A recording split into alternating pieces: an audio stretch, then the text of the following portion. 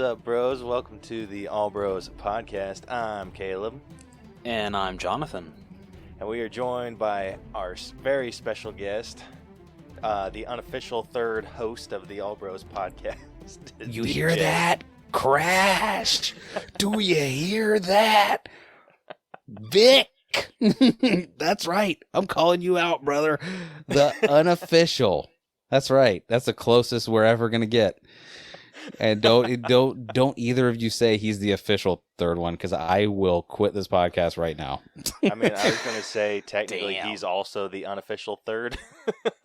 But I'm sure I'm older, so I win. So there you go.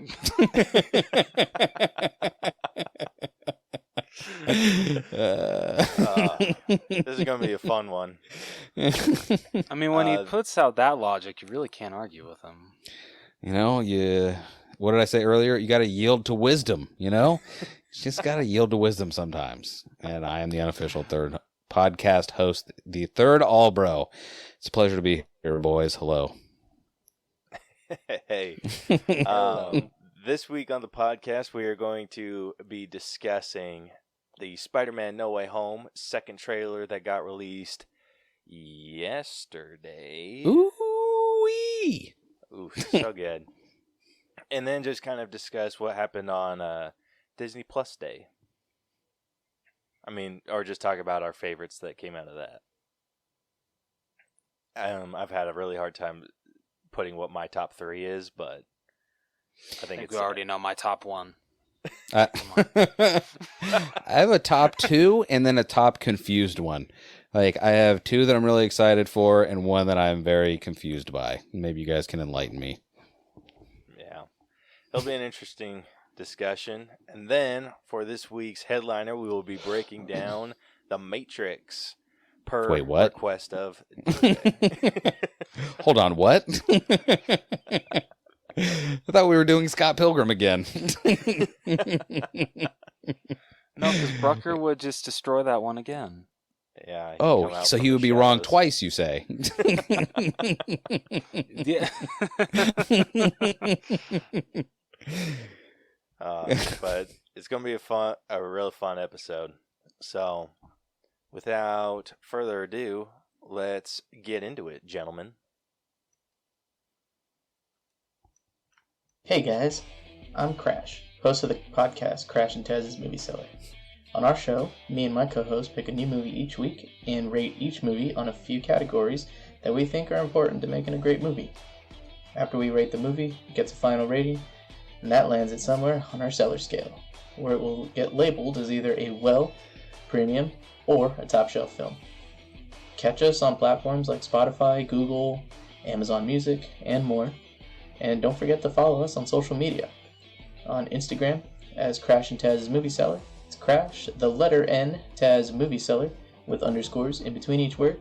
And on Facebook, Crash and Taz Movie Cellar, where you as a listener can suggest movies for us to rate, and also give us some constructive criticism to make the show more entertaining. Overall, don't forget to follow or subscribe, and rate and review us, and get ready for an entertaining show with us. See you guys then. May I say something? Go ahead, I'm sorry. No, I was just going to say it technically wasn't his turn in the rotation, but I just could not help myself. I was going to say, you planned on that. Can I just say, though, I'm really glad that Crash and Taz are back after their short hiatus, because I'm telling you, as a guy who has a podcast that he would like to come back, dragging the table. I know how hard it is to stop and then try and bring something back, because you're just out of the loop of doing that, and then it just kind of is like, I'll do it next week. And it's easy to like let life get in the way of that. So I'm really glad that they are back and better than ever. Hell yeah. And you better have a damn good excuse if you ever go on another hiatus. Trying to screw up my podcast listening schedule. Like, I'll fly over there and slap the shit out of you if you do that again. I mean, listen, they came in hot with their Black Widow breakdown. Like that thing was like tight. They were like, we are getting to the point. By the way, can I just say this, Vic, if you're listening, and I know you are, you work very well under pressure. Like, I had no idea how close your laptop was to dying until you mentioned it, and then your laptop was like, and that was your final word. I had no idea you were that close to death. Jeez, I haven't listened to the Black Widow one yet because I usually listen to that while I'm working. But yeah, I'm pumped. Yeah, it's a great episode, and again, Vic, you do great under pressure, sir. All right. Well, speaking of, Vic, I guess, and things that he likes, Spider-Man No Way Home got the second trailer released yesterday, and oh my gosh, I could not be more excited. So here's my question to you two.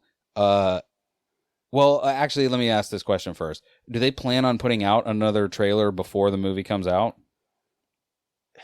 Who knows at this point? I highly doubt it. Usually studios nowadays try to stick with just 2. Okay. I was going to say, because my question was going to be, if they put out another trailer, would you watch it? Because my answer is absolutely not. Yeah, same.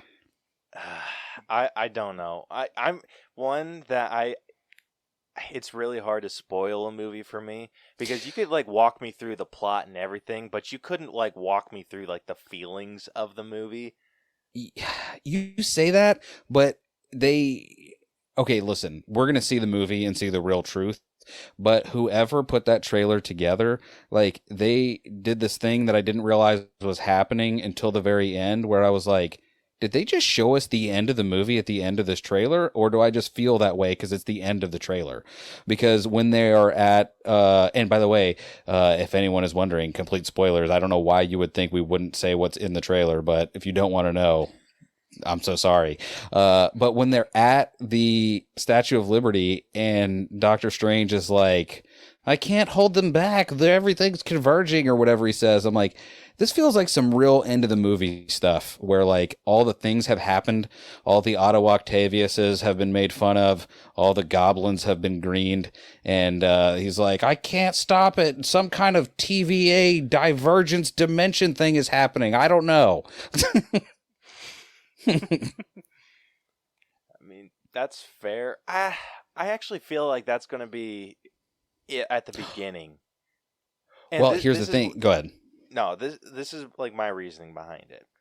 When we see like Doctor Strange performing that spell to make everyone forget who Peter Parker is, it has like that weird like shape around it, and so I'm thinking that it's just like keeps transferring them from like different place to different place, and so it just keeps like expanding and expanding. And then it like maybe cracks reality, and that's what he's like, I can't keep these away, like they're coming in. So do you think it's going to be, do either of you guys think it's going to be kind of like how after Loki finished, people synced up that part in like the end of Loki to the finale of WandaVision, where like, you know, when Wanda goes full Scarlet, then that's when Kang is like, huh, I don't know what's going to happen now. Have you guys seen that? To where like everything, like they show that like those two things happen like right at the exact same time. Like, do you think that all of that is also going to, like, that timeline is going to be the same in this movie as well? Oh, like, am I saying that correctly? Yeah, like the 27-minute mark. Where like everything, like, unless you played them both at the same time, you wouldn't know that like, oh, like those two things are clearly happening at the same time. That one I'm gonna say a hard no, because 27 minutes seems like a really long time for them to finally get into the portal stuff. Well, okay. I think what I'm asking is do you think that moment happens in that movie? Like that point in time, like, do you think that Loki is having his moment with Lady Loki, I can't remember her name right now, and then Wanda is having her moment of turning into the Scarlet Witch, and then whatever is happening with Strange and Peter, like, do you think that all those three moments are going to be happening at the same time? Oh, yeah. And we'll get to see it? Absolutely. Okay. I thought Sorry, you meant like playing it side by side. It like No. they all play at the same. No, but yeah, I definitely think that's going to be the case. Sorry, I tried to work that out of my head and say it, and it wasn't making sense in my head, and I'm like, I can't stop talking now. I already started. Yeah, but it seems like the multiverse breaking seems like too big of an event for it to be one person's fault. So No, I think it's Loki's fault. Yeah, I think like it's Loki along with Wanda doing her crazy stuff with the Darkhold, and then Doctor Strange also jacking up this spell, which he seems super bitter about from this trailer. Well, because at first I was a little confused because I was like, I've only watched the trailer twice, but the way that he said it when Strange said to Peter, like right at the beginning, he said, when you messed up the spell to make everyone forget, like the way that he said it, I wasn't sure if we were supposed to just imply that, or he was just implying that what we already saw in the other trailer was what he messed up, or if Peter was like on his own, like trying to do something. Because here's my thing. Is that black and gold suit, is that supposed to be our Peter Parker, or is that supposed to be somebody else? Because the way that they frame that character in that trailer makes it's not a huge logical leap that like he says like, things are coming from other dimensions, and then the next thing it shows is that black and gold suit. So I don't know. I'm just talking crazy. I'm sure that is Holland's suit, just because that one has been like really what's the word? When it comes to like advertising, like with toys and everything, it honestly feels like that one is being more marketed than like the actual just regular Iron Spider suit. I mean, don't get it twisted. I have the 10-inch in my closet back there. So I love it. Yeah. By the way, I said the 10-inch. That means nothing. You guys don't do Funko Focus. The 10-inch Funko, just in case anyone was wondering.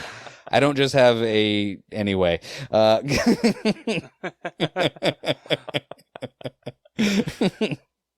Yeah, but I don't know what the deal is going to be with those different suits, because it seems like they're going to have a lot of different ones. Like they're going to have the Far From Home, and then he's going to have like that Inside Out version of his suit, which I have no idea what that's going to be about. I mean that's just kind of what people have said. They say it's just the Inside Out, but yeah, they're also seeing like he has magic. That's what I'm saying. Like that black suit almost made it seem like we were supposed to think like maybe that was helping him do magic or something, but that's not the way magic works. I don't think, unless Strange like made a specific magical spider suit for him to have. So I don't know. Here's the problem. I have no basis for this at all. Like I don't know anything about like every speculation I have is just wild, just shooting into the dark. Like I have no foundation for anything I'm saying. Yeah, this is a tough one, because it's like they're not going off of any story here. Like, there's no comic book story to compare this to. It could be the movie that I never saw that everyone mocks me for. What is it? Into the Spider-Verse. Still have never seen that movie. Yeah, what? That's it. That's everybody's thing. I get it. I'm the worst. I haven't seen the best Spider-Man movie. Ba ba ba ba. Why haven't you you could argue that. I mean, at least for some people. Listen, there are a few people that like Spider-Man in any way that are like I'll say it this way: I've never heard of anyone be like Into the Spider-Verse was okay. Yeah, why haven't you seen it? Like, just haven't gotten around to it, or? It's just always, whenever I've had a moment, it just has been in the wrong place at the wrong time. You know what I mean? Although I will say, your Vudu account that you graciously gave me access to, I think has it on there. So I should probably watch it. I was going to say, DJ, I will mail you a copy.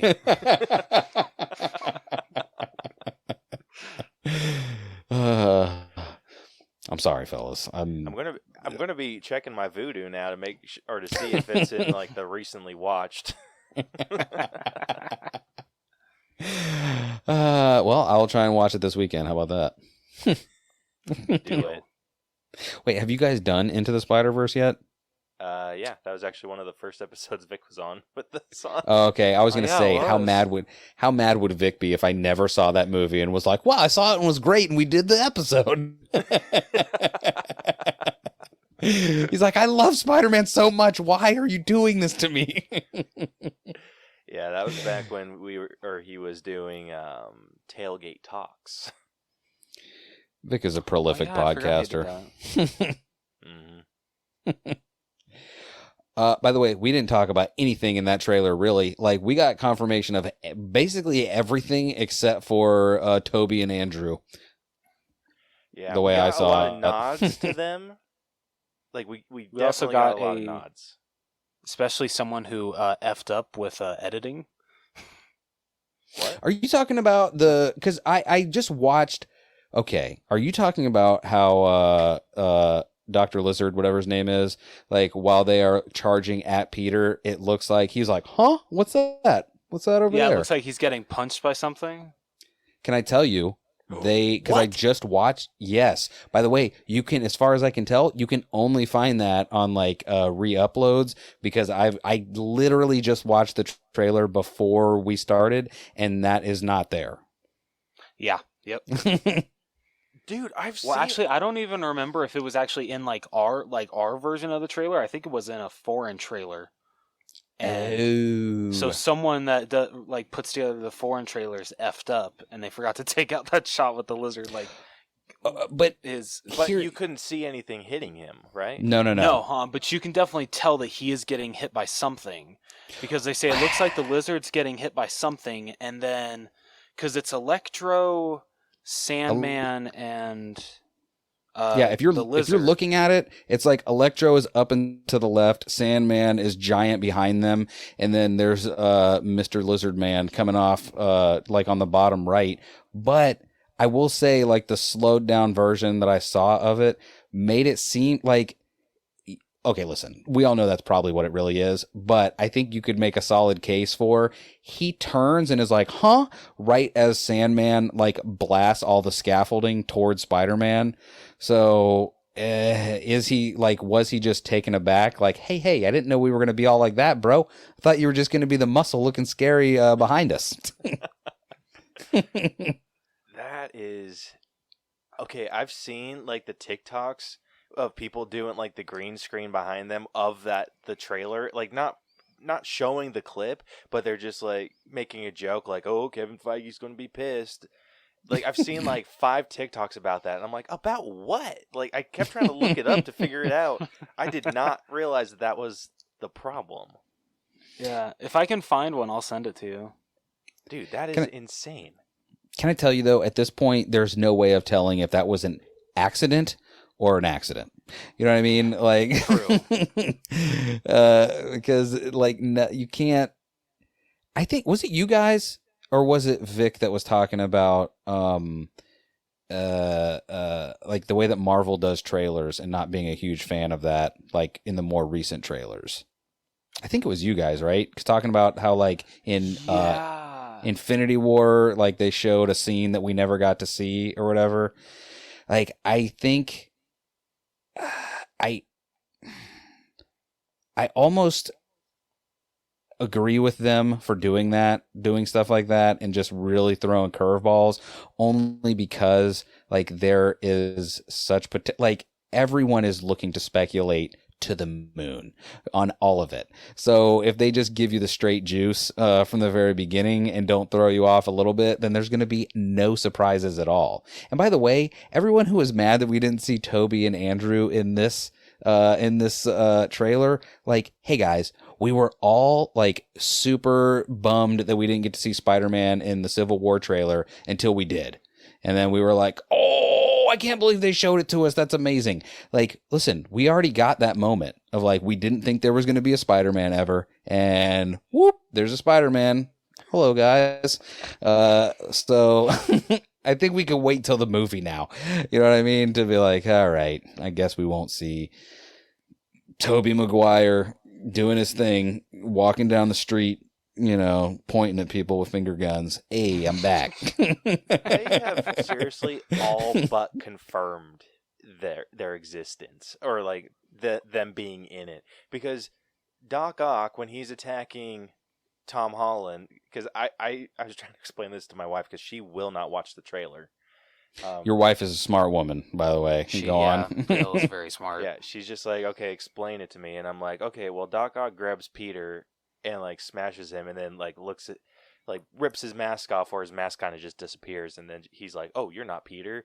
And so I keep talking about, oh, Peter, Peter, Peter, and then she's like, wait, which one? And I'm like, oh yeah. Ooh-wee. I have some bad news for you.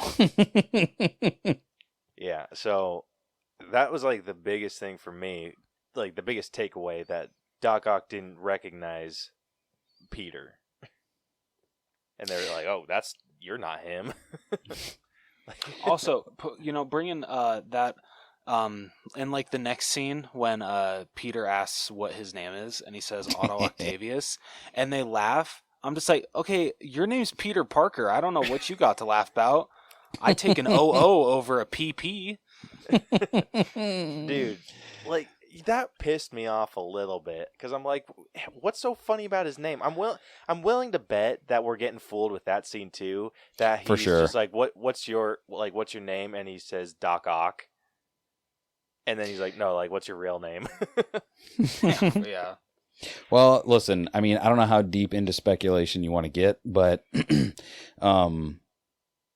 somebody was, I want to say I saw this today or yesterday. Somebody was saying that like this seems to be the setup for clearly this whole thing was like this whole trailer was Peter finding out that one way or another a Spider-Man is going to kill all these people, and clearly at the very least he has at that point decided he does not want Doc Ock to die, and I think that probably all starts in that scene where we're seeing them, oh, what's your name? Otto Octavius. Like, that seems like the scene that happens when they're like, we're going to keep you in this little holding cell until we can figure out what and or who you are. And then, I don't know, like maybe I'm also biased because of the PS4 Spider-Man Otto Octavius, but like, I don't know. It's also been a long time since I've seen Spider-Man 2, but like Otto was like, he was a good dude. Like, he had good intentions. So I could see him, like, I don't know, being able to be convinced of doing something better than he's doing. I don't know. I'm spinning out now, but... No, that's a very good point, because there is, like, a lot of things that people say as the trailer carries on after that whole scene, like, when you see, like, towards the end, like, a blast of electricity, you see Doc Ock falling. So it looks like Doc Ock is fighting the other villains. He's not with them. Yeah. Either that or Electro's dumb as shit. I mean, listen, they cannot do him dirty again, okay? Like, he's got to look cool and be cool in this movie. There is just no ifs, ands, or buts about it. Well, they've nailed him looking cool. I did not think that they could ever pull off the Electro mask, like the classic, but I love that it's like every time he uses his powers, the mask shows up. Mm-hmm. Yeah, that's freaking cool. So they fixed him. They did not fix the lizard. So I'm a little peeved about that. But again, that could be a thing where we're seeing like some bogus version of it. Because I don't think we saw anything super close up. Like, same thing with whatever they think is the Hobgoblin or whatever they think the other not Green Goblin is going to be. Because we saw somebody else fly up on a glider that was not the Green Goblin. So a lot of people are saying that's still the Green Goblin. It's just Norman Osborn unmasked, wearing like a pair of Doc Ock's goggles. Look, man, the thing that I am the most stoked for is that everyone seems to have forgotten that there was a moment there where everyone thought Ned was going to go sideways, and I'm not putting it completely off the table that's not Ned's sideways move where everyone goes, hold on, what? Have you guys seen Jacob Batallone's Instagram? I'm sure you mean Ned. Yeah, Ned. Yeah. No. Did you see what he posted? Mm-mm. No. He posted a picture of himself. It was on his stories, so it's probably gone now, but you can probably find it somewhere. But he posted a picture of him in a makeup chair getting some sort of casting made. Oh shit! Like he had like the casting, like the that like weird cast. I don't know how to explain it. Yeah, like when that people weird get molding stuff like, around his neck. Okay, yeah. They had that. It was around his neck, and he just like he hashtag Spider-Man No Way Home, and I'm like, brah, like something's happening to Ned in this episode. I don't know what, but it's going to be exciting. Dude, I'm afraid if they throw in the Hobgoblin, this is going to be Spider-Man 3 and the Amazing Spider-Man 2 all over again. Listen, I don't know what you guys think about all of this Marvel stuff that's going on right now, but ever since Endgame happened, I have been worried about Marvel now flying too close to the sun. Like, I feel like it's almost inevitable that they're going to start biting off way more than they can chew, and then way more than they can chew, and then way more than they can chew, and then all of a sudden we're, I don't know, X-Men 3, I can't believe this is an X-Men movie, or whatever that one was called. I think that's absolutely fair. I think the biggest gambles are going to be No Way Home and Into the Multiverse. After that, I think it becomes a little bit more manageable. The only other like crazy cast that I can think of after Doctor Strange is going to be Thor: Love and Thunder with the Guardians, but I don't assume the Guardians are going to be in it that long. And then after that, it goes down to like 3 characters with the Marvels. Yeah. Well, I'm also saying this, and I have gotten way behind on all things Marvel. I have not seen Shang-Chi yet. I have not seen The Eternals yet. Rose, this is not your fault because I should have seen it already, but I have not seen all the What If episodes yet. So when you were like, and this is what happens at the end of What If, I was like, now I can't wait though. I feel bad. Do not. Listen, listen, if you are listening to a show like this, and you get incidentally spoiled on something that is over, then that's your fault. And What If was over, so that's my own fault. Man, I would still watch it. No, I'm gonna still watch it. But I have. By the way, this is where I'm at. I've only seen the first episode. I haven't seen T'Challa become Star-Lord yet, even. Dude, nothing against the first episode. Like the first episode's great, but it just gets better. It's funny because I've seen the first episode twice now, and I actually liked it even more on the second watching of it. Like it was a really good condensed version of what it would have been like. Like really was. Like I'm sure the rest of them are like that too, and I sound like an idiot now that all the ones have come out. But for that, I think it was a weird one to start with, but they had to put it somewhere, and might as well get it out of the way, I guess. I don't know. Yeah. Dude, I like the first episode so much, I dressed my daughter up as Captain Marvel or Captain Carter. I never got to see the finished version of that, by the way. I need that. I need to see that. Oh, I'll yeah, send it to same you. here, please.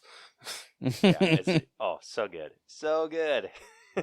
Dude, she is freaking brutal with that shield.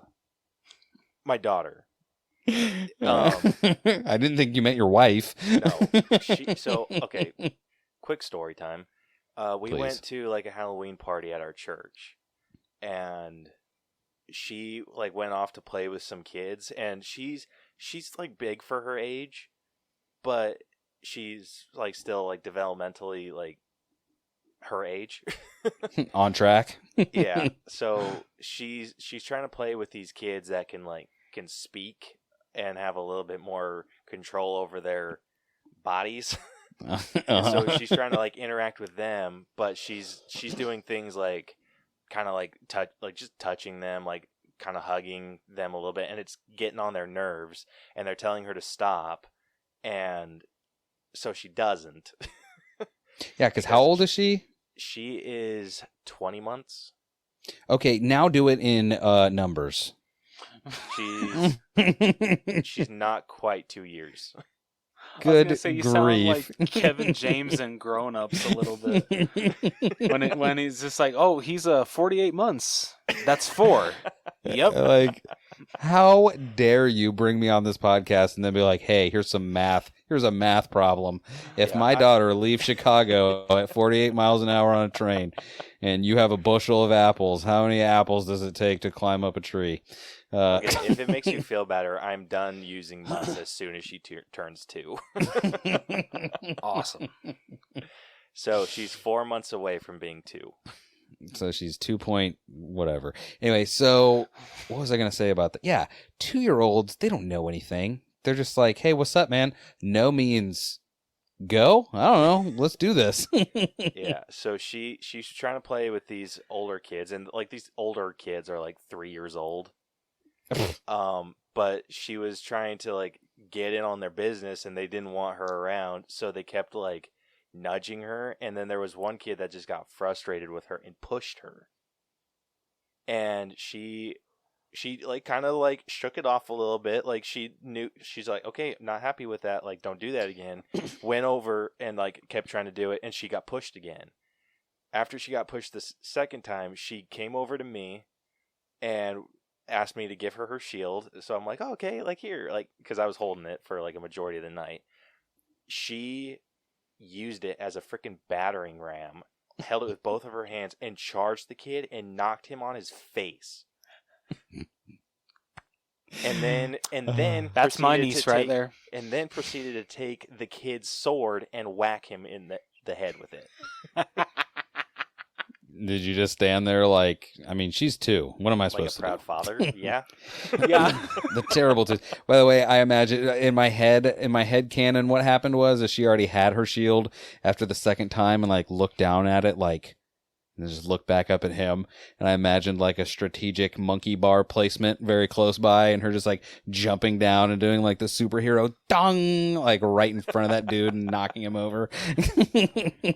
Dude, she's a little gangster.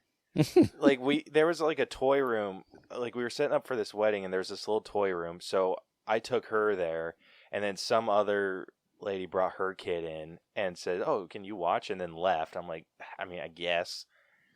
And it was like the same situation. He's just like he's a little bit more, like a little older than her, but she was playing with this train, like this little train toy, and he wanted it, so he took it from her, and she's just like, no, ripped it back, and just like, I'm like, okay, like let her play with it, you can play with it later. And then he took it from her again, and then like walked off. She came over to me like kind of upset, and I was just like, it's okay, like it's okay. Go stand behind him and so, crouch down like this. She kept like going over to him. Yeah, she kept going over to him to try and get it. He kept like pushing her away, and I'm like, kid, like I was like 3 seconds away from drop kicking this kid, and and so I'm with you so far. Go on. Yeah, so he pushed her over. He pushed her over, and I was like, oh, like, okay, this kid's about to freaking get it. And she got up, grabbed the kid, and threw him down. And I'm like, oh, okay. And then she went to grab the train, and I was just like, okay, like I'm cool with that. And I sat back down, and then she took the train and threw it at the kid's head, and then was done. Like, didn't want anything to do with the train after that. And I'm like, jeez, kid. You want the train so bad? Yeah. I'm like, she's going to be the type of person to not mess with ever. That's the funny thing about kids is like when they fight like that, like especially when it's kids you don't know fighting with kids that you do know, like sometimes I've found, especially when they're young like that, because they're not going to do actual damage, to just kind of sit back and be like, let's see how this plays out. That's exactly fair enough. Like, hold on, like let's let him make mistakes. Let's see what happens. Yeah, but I can get like a little insight on the person she's going to be. She's like, okay, like I'll give you a couple moments of being mean, get it out of your system. But if you're mean after that, I will ruin you. I mean, she's not wrong. So we could learn a lot from your daughter. Yeah. I mean, yeah, I told my brother that story, and he's just like, how's it feel to know your daughter's tougher than you have ever been? How does it feel to know that your daughter is like she's tougher, but also seemingly wiser than most adults? Like, because I feel like most adults would immediately just be like, I'm going to take this train like a whip, and I'm going to hit you in the face with it. And when you're crying, I'm going to punch you in the stomach on the first try. Like, oh, you tried to take it once? Whip, punch. Dad, he hurt me. Like, I saw what happened. Like, I don't know. I'm hurt too. Yeah. Anyway, total side note. What If is great. What If is great. One day I'll watch it. I'll watch Into the Spider-Verse. Now that Shang-Chi is all Disney Plus'd up, I'll watch that. I'll pay for the Eternals. And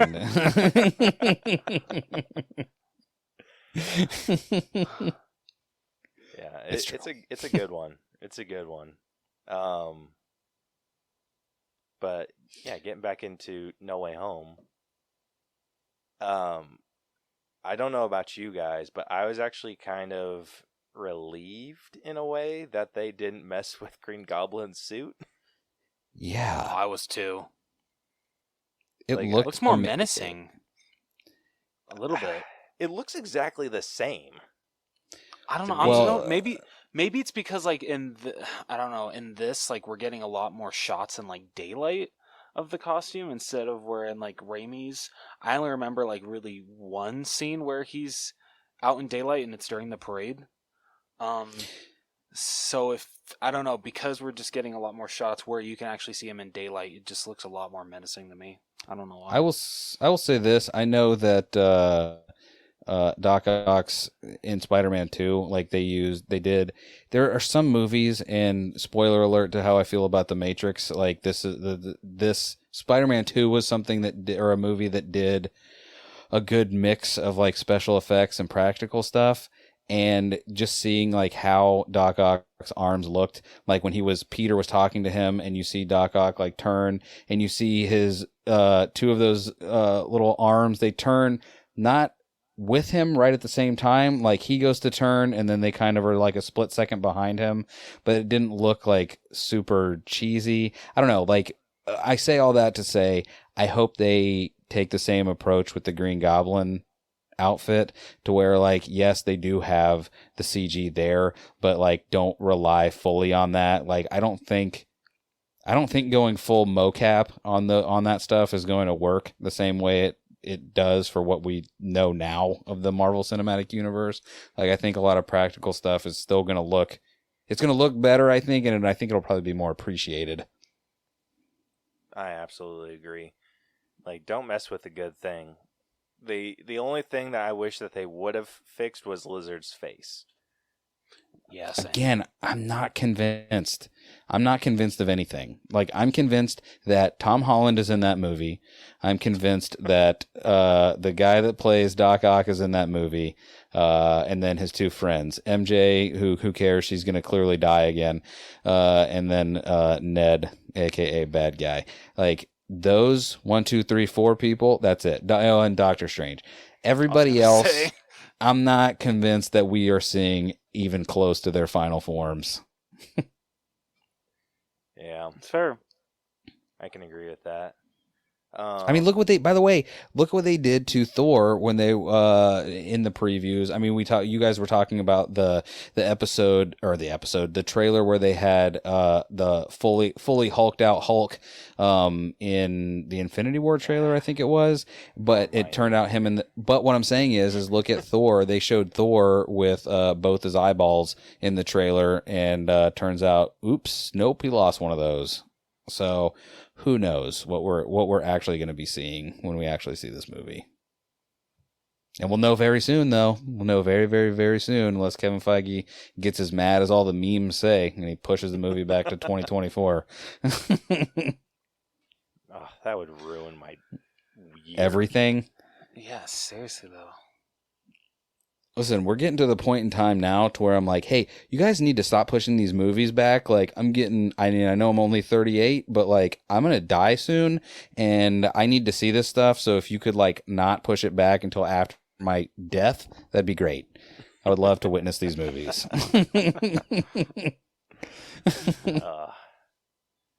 All right, excitement level for this from this trailer about this movie. Like, where are you guys at? Bros. Oh, sorry, I didn't know I was the first one going. I'm sorry. Honestly, it's easily a 10 for me. Okay, yeah, I didn't want to be the one to do, I'm all 10s tonight. So yeah, of course, 10 out of 10. Are you crazy? This movie's going to be amazing. I know. I'm at a 10 too. We have a formula to follow, and Fair enough. Yeah, fair enough. whenever we see a trailer, we do a 1 out of 10 excitement level at the end. I do find it. Sorry, I just want to bring up one more thing. I found it interesting when I think it's Doctor Strange that says it, when he said you're like fighting a losing battle, you're going in fighting ghosts. All of these guys died fighting Spider-Man. That is their fate. That is their fate. Yeah, sorry, go ahead.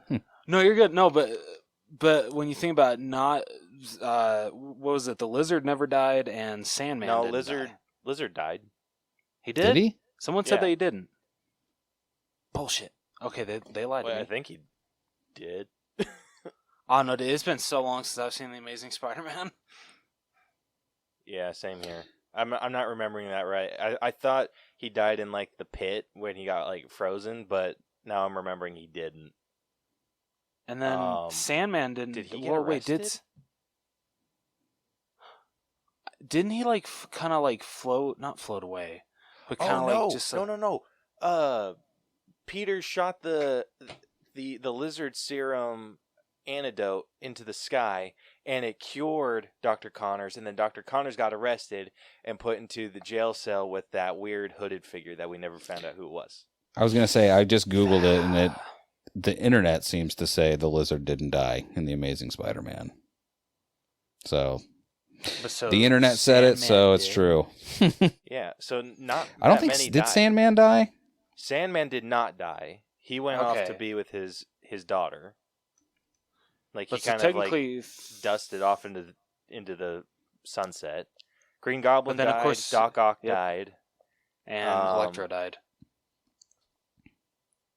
Did he? But again, here's the thing, though: is we're hearing this, and we are just assuming that we're making a lot of wild assumptions, because we are assuming that just because these things they look like the stuff that we recognize from the properties that we already know, that is the multiverse that they are coming from.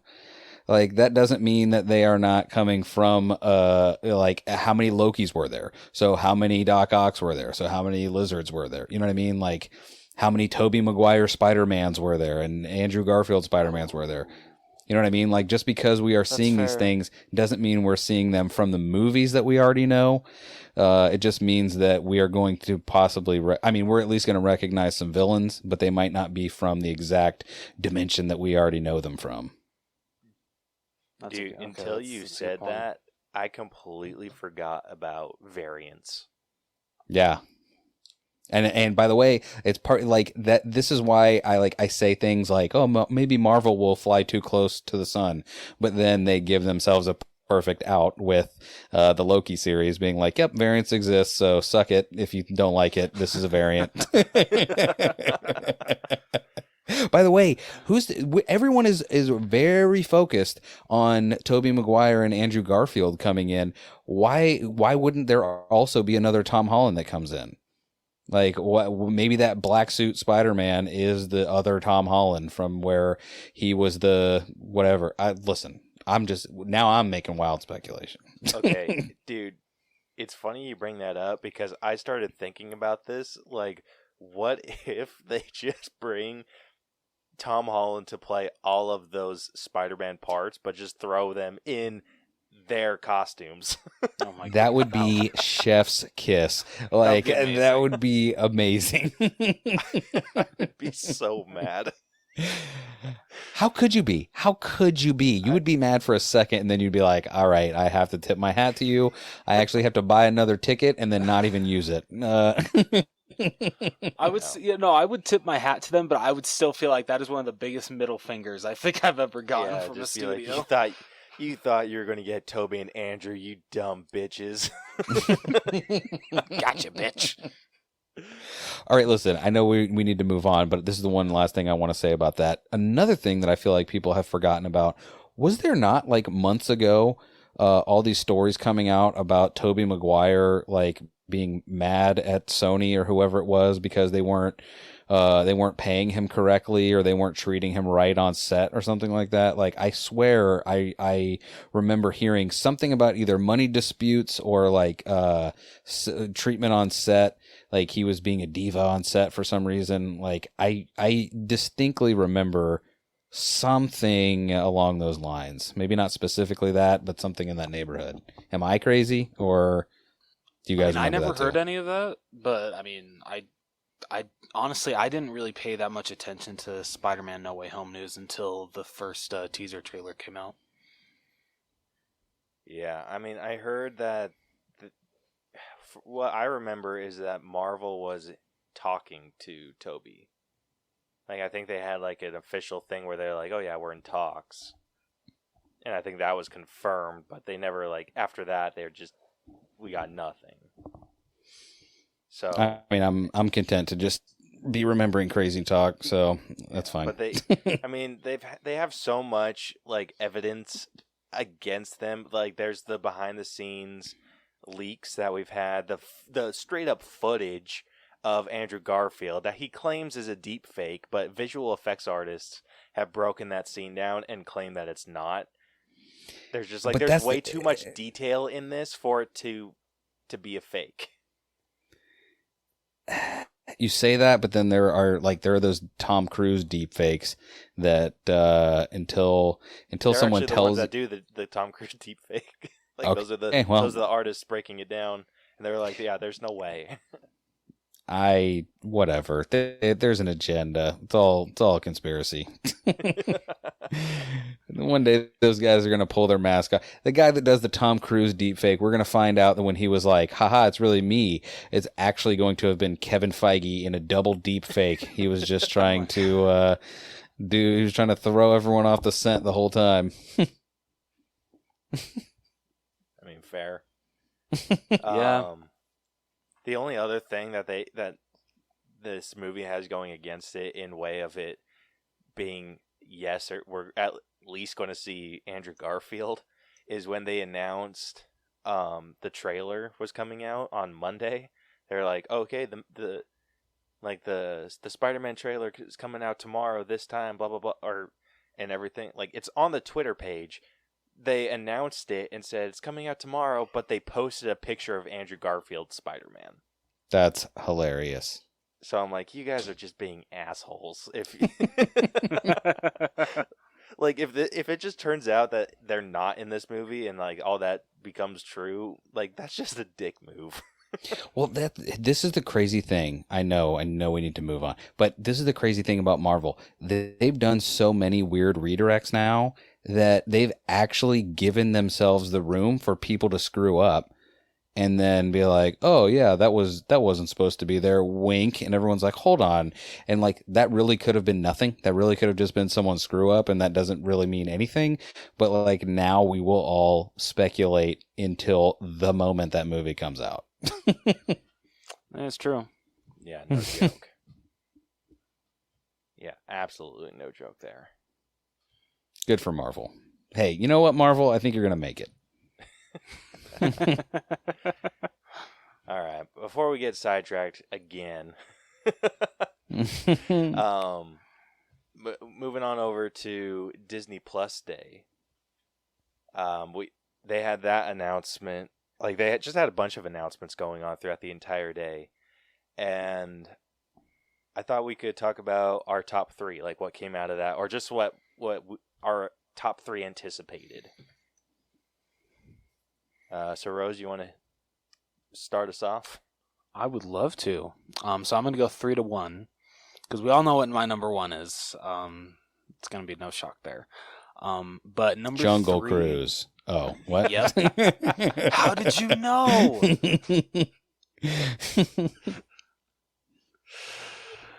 I bought the Best Buy exclusive and the Target exclusive. I just couldn't wait to watch that movie. So number 3 for me is actually She-Hulk. I'm actually like quite surprised of like how good this actually does look. Hopefully, and I know Caleb agrees with this. Hopefully, they can fix some problems that we have with Bruce Banner / the Hulk right now. I don't Hulk as much as still have handled pretty poorly. Do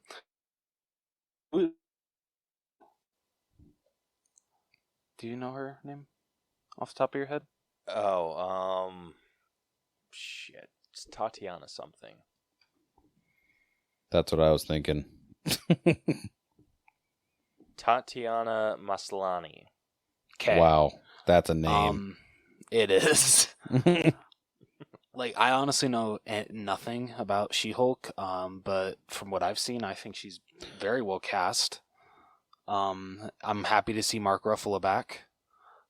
So, yeah, that's my number 3. Number 2 is actually not Marvel. Like, I was kind of shocked by this. Mine is actually the kind of reboot of the Proud Family. Ah. I freaking loved the Proud Family growing up. That was one of my favorite cartoons to watch as a kid. So the fact that they're bringing back new episodes for a whole new generation gets me super, super excited. And characters are still great. The jokes are landing. Especially the whole freaking instead of when Sugar Mama gets buff, Oscar calls her was a swole mama or something like that. Freaking died. That was hilarious. So I'm really looking forward to that one. And then no surprise here, number 1 is of course Hawkeye, because my favorite superhero is finally getting his moment in the spotlight, and so is his prodigy. I cannot wait to see Haley Steinfeld as Kate Bishop. Everything that they showed for this show was amazing. That little clip that we got with them like trying to outrun the Russian mob was amazing. Just them going back and forth, bickering. Their chemistry is amazing. It's there. It's incredible. I can't wait for that damn show. Needs to be here already. So yeah, that's my top 3. Awesome. I'll be 100% real. I was not expecting the Proud Family because, and I don't know why. It's not that I didn't like the Proud Family, which I didn't, but I love that. It was, for some reason, I thought the Proud Family was associated with Bill Cosby in some way, shape, or form, but no, that's the Cosby Kids. Or Fat Albert. That's right. Yeah, I don't know why. I don't know. I feel like racism. I think it's racism. That's exactly what I was thinking. Just kidding. So I'll just shut my mouth. I'm just kidding. Great top 3, bros. Great top 3. Thank you. That's why we love having you on, DJ. You keep us honest.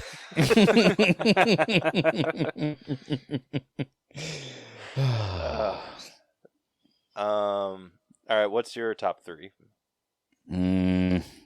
Tell me your top 3, because I'm looking now, and I thought I had my top 3, but I have to look at one more time. So tell me yours, so maybe there's no overlap, and that'll help me pick.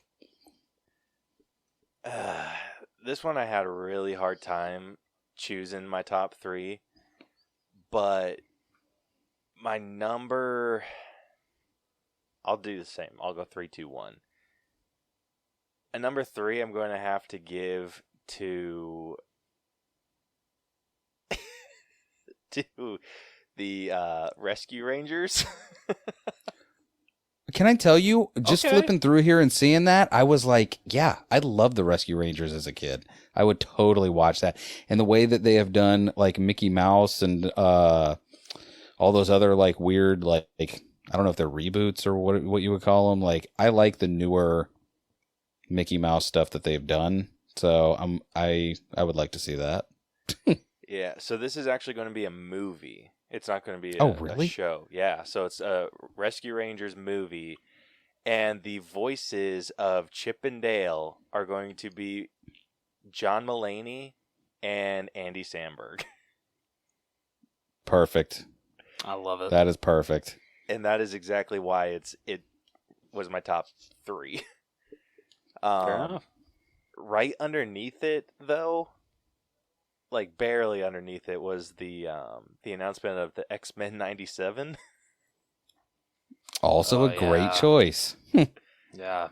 Yeah, it barely didn't crack my top 3, just because it's like, I have an idea of what to expect from that, but we didn't get anything like solid from it other than like a title, so I'm like, okay. So if you look at I don't know if this is official, what website is this?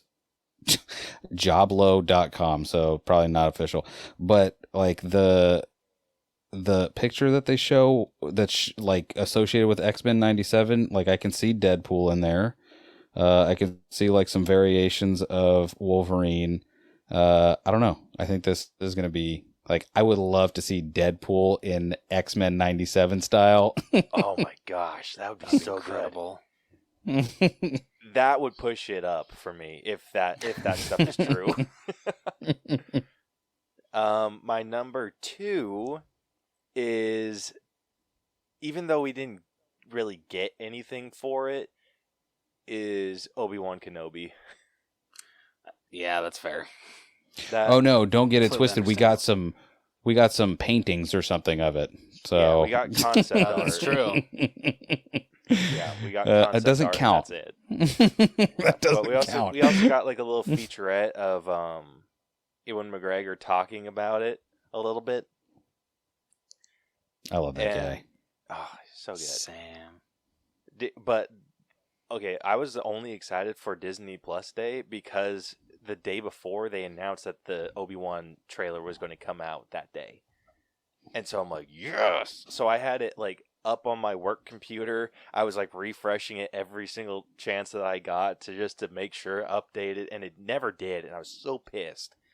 And then they were like, JK, here's some drawings our kids did. Yeah. The only thing that like really got me pumped up and actually brought it up to the number 2 was that we are going to get another fight between Obi-Wan and Darth Vader. So that's going to be really, sick. we're going to get... Was he... I guess he had been dubbed Darth at that point, right? When they were fighting on Mustafar. Yeah, technically. I still consider that an Anakin fight. But yeah, he was technically Darth Vader at that point. Or he was deemed Darth Vader. So I'm super excited to see that fight, because with how badass he was in Rogue One, and this is another primetime this is going to be Obi-Wan and Darth Vader in their prime. Can I tell you something? The fact, whatever, we cannot talk about this because this will be turn into a whole nother show. I have opinions about how they treat Darth Vader outside of the movies. Anyway, go ahead. By the way, I say outside of the movies, outside of the main movies. Anyway, go ahead. Like, do you not like how they treat him, or? No, I think it's great. The fact that they make Darth Vader, like, one, you're like, oh, okay. Like, now it makes sense why people, like, really are, like, scared of this dude. Because clearly, like, the Force is something that people are like, what? But if you see this guy just taking an axe to people, just cutting people in half. Like, the way he comes in Rogue One, you're like, okay, this is why people, like, shudder at the name Darth Vader. Not just because he's a dude who just talks slowly on a ship somewhere.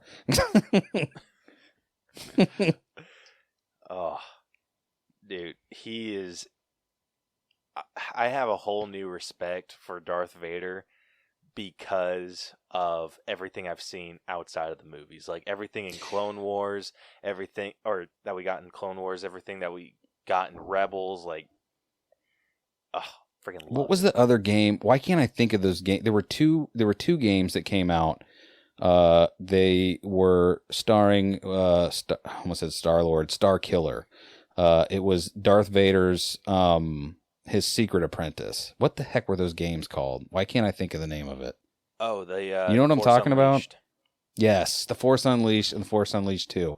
That was 2 other games where you got to see Darth Vader and you were like, oh, okay, this dude is wild.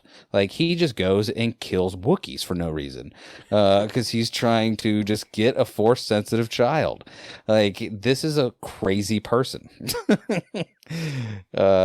Yeah, Darth Vader has been done so much better outside of the main movies that it's like, it's criminal. Yeah. So I think The Force Unleashed has, like, they've basically said that that's not canon anymore. Which sucks. There's a lot of things that well, okay, they say stuff like that, but then they have been like, because spoiler alert to one of my, by the way, thank you for saying the Obi-Wan series because that helped me pick the book of Boba Fett.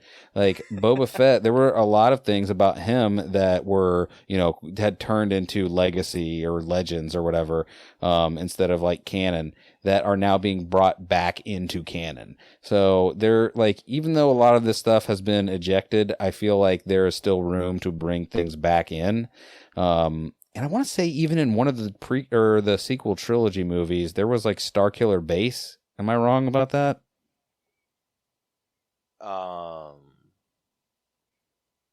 want to say Starkiller Base or Starkiller something was mentioned in one of those movies. I'm not recalling that. Let me give it a goog, mate. Starkiller Base. Yeah, so Force Unleashed is considered legacy now, but I think everything past that, or everything since video game wise, it's everything since Fallen Order is considered. Yeah, because canon. Fallen Order is supposed to be canon or is not? Because I think Fallen Order is, right. Yeah, so they have that, and then just like a couple other games. Other complete side note, since getting the VR, I downloaded this game that is considered Darth Vader canon called Vader Immortal, and they have this scene where you're like locked in one of these like torture chambers, and you're just supposed to like stand still, and Darth Vader comes in, and holy shit, it is terrifying. Dude, I'm telling you, I've heard throughout the years of like, oh, they should make a Star Wars horror movie. Like, there's a good like Halloween, like Friday the 13th style, or at least inspired movie to be made about Darth Vader. Dude, no joke. So with my headset, it tracks how tall you are, and I'm 6'2", and I was looking up at Darth Vader when he came into the room. I'm like, oh, you're huge. Hello, sir. This is where the rebel base is, right over here, and all the rebels are hiding under the covers over there. They think you can't hurt them because they're under the covers. That's weird. Yeah, but like it's so cool because you like escape this chamber and you're like walking through, and it's freaking trippy because I have like the span of my living room within like my walking distance, so I'll walk and then I'll flip the camera around and then walk back, so I'm just walking back and forth like in my living room. And so it feels like I'm like actually like walking through stuff, but there's this hallway where you see you're walking through like a maintenance tunnel, and so you can see Darth Vader looking down in like a bunker, and he's having like this private moment, and he throws like a huge fit and is just like slicing people down. It is so scary to feel like you're witnessing that. Cut to Kylo Ren having a tantrum. Anyway, yeah. Anyway, I'm super excited for that show and everything that they're going to do with it. Apparently, we're going to get to see Obi-Wan and Anakin in some flashbacks in their Clone Wars armor. Ooh. So that's going to be pretty does that mean we might get to see some Ahsoka in there, hopefully?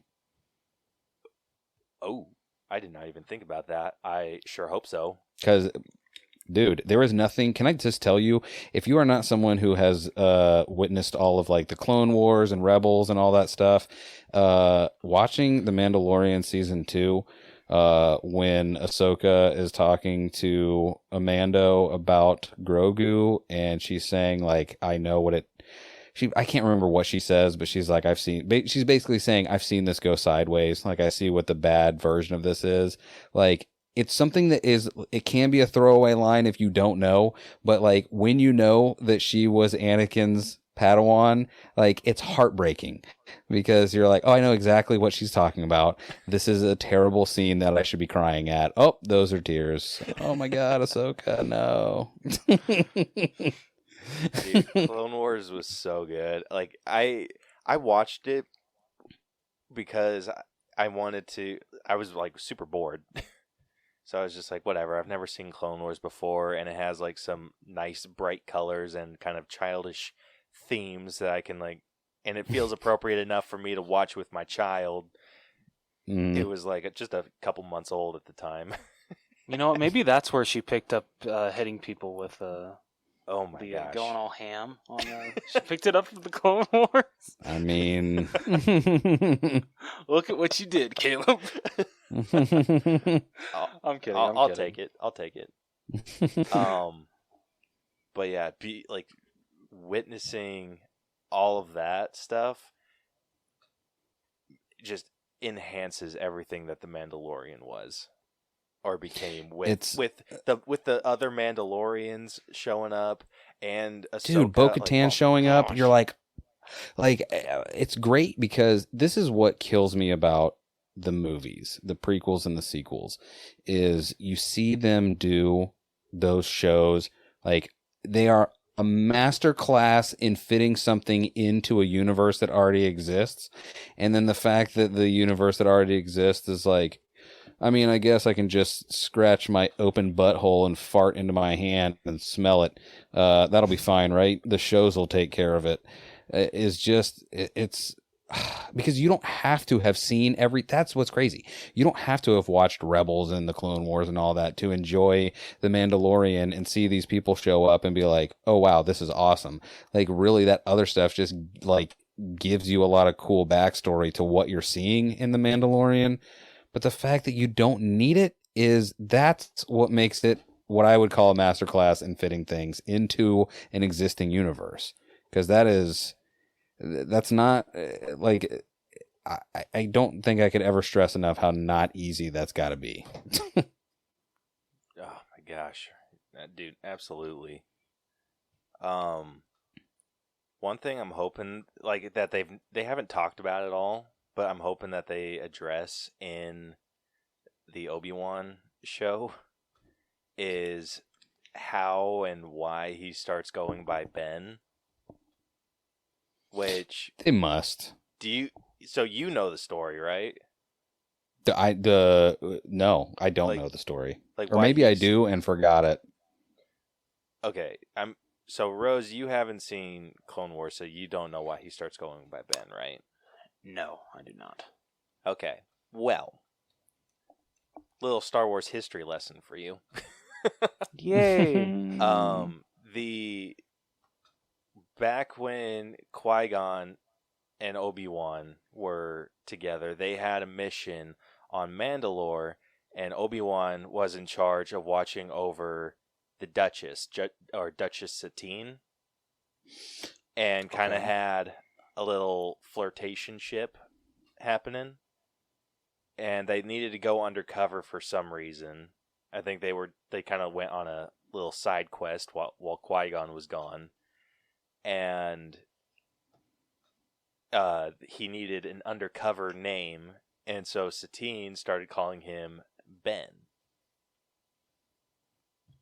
I remember all of this now, and that is wild.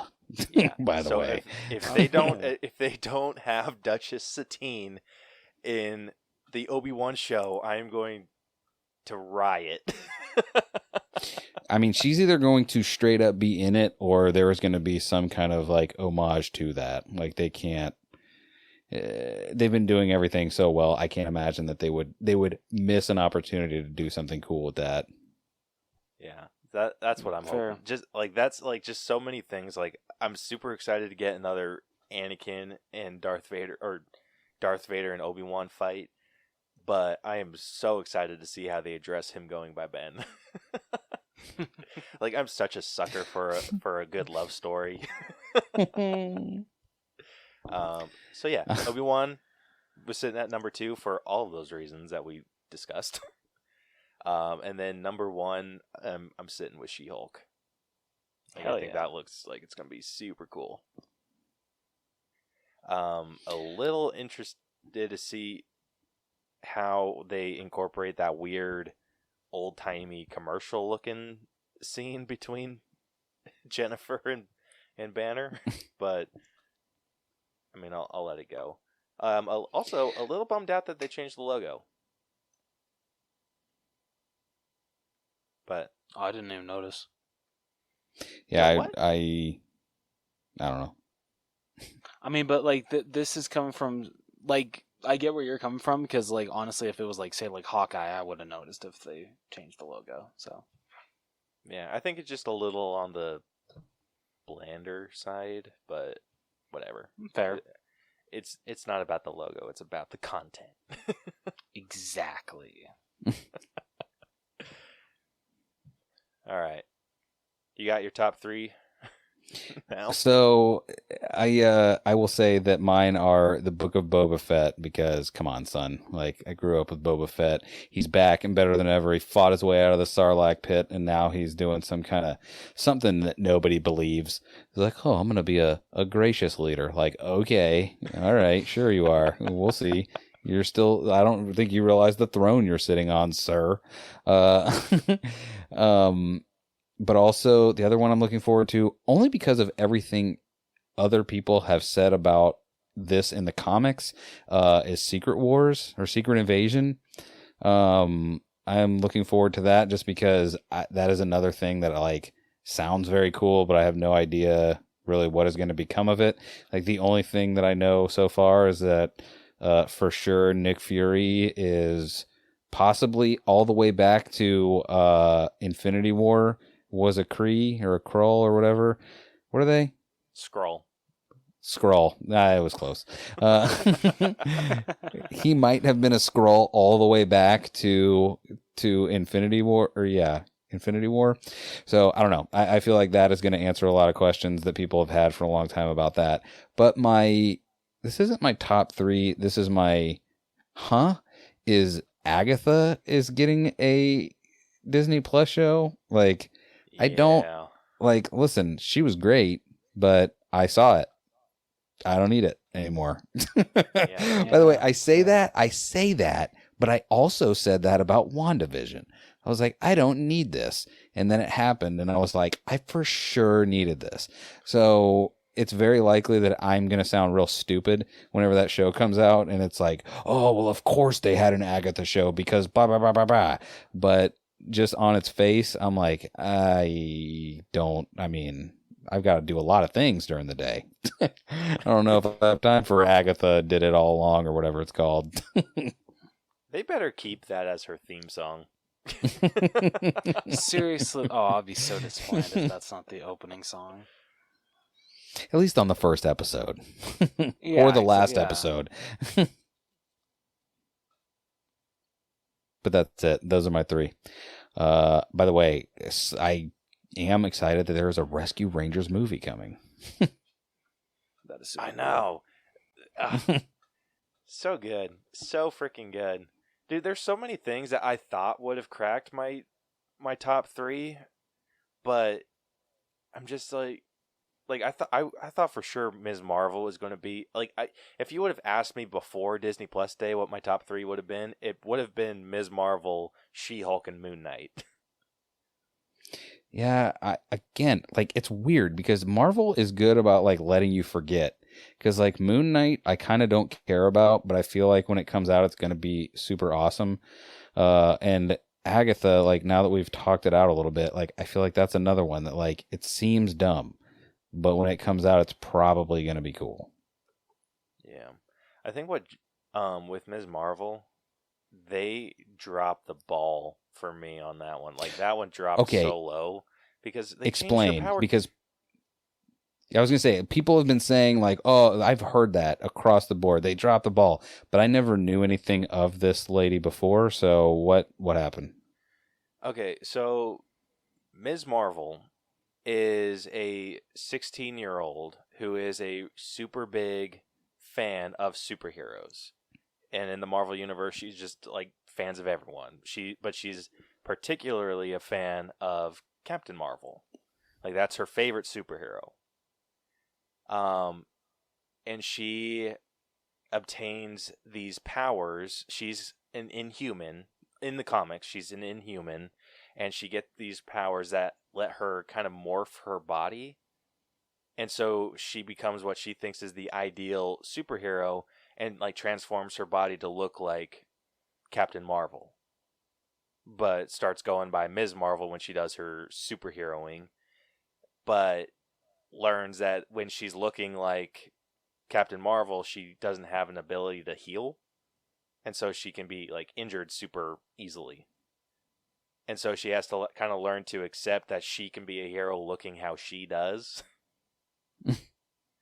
And her abilities are like she can stretch. So it's kind of like Mr. Fantastic, but Mr. Fantastic doesn't seem to have a limit on how much he can stretch. Hers, it's kind of like a Stretch Armstrong. Like she can only go so far. Wait, can I sidebar? You just because when you said this about her powers, it made me immediately wonder about Mr. Fantastic. Can he also look like other people if he wanted to? Like, is that in his repertoire? Because it seems like it should be, right? Isn't it? Because in Fan Four Stick, he does do that. Don't he talk does about Fan do Four that. Stick. Wait. No. Not Fan Four Stick. I'm thinking of, was it Fantastic Four 2? Because doesn't he change his face to look like Wolverine for a second? That was in a deleted scene. It counts. Or a blue, yeah. But yeah, I don't know if comic book wise that is within his ability to do. It would make sense that he could be able to, because he can like stretch his body.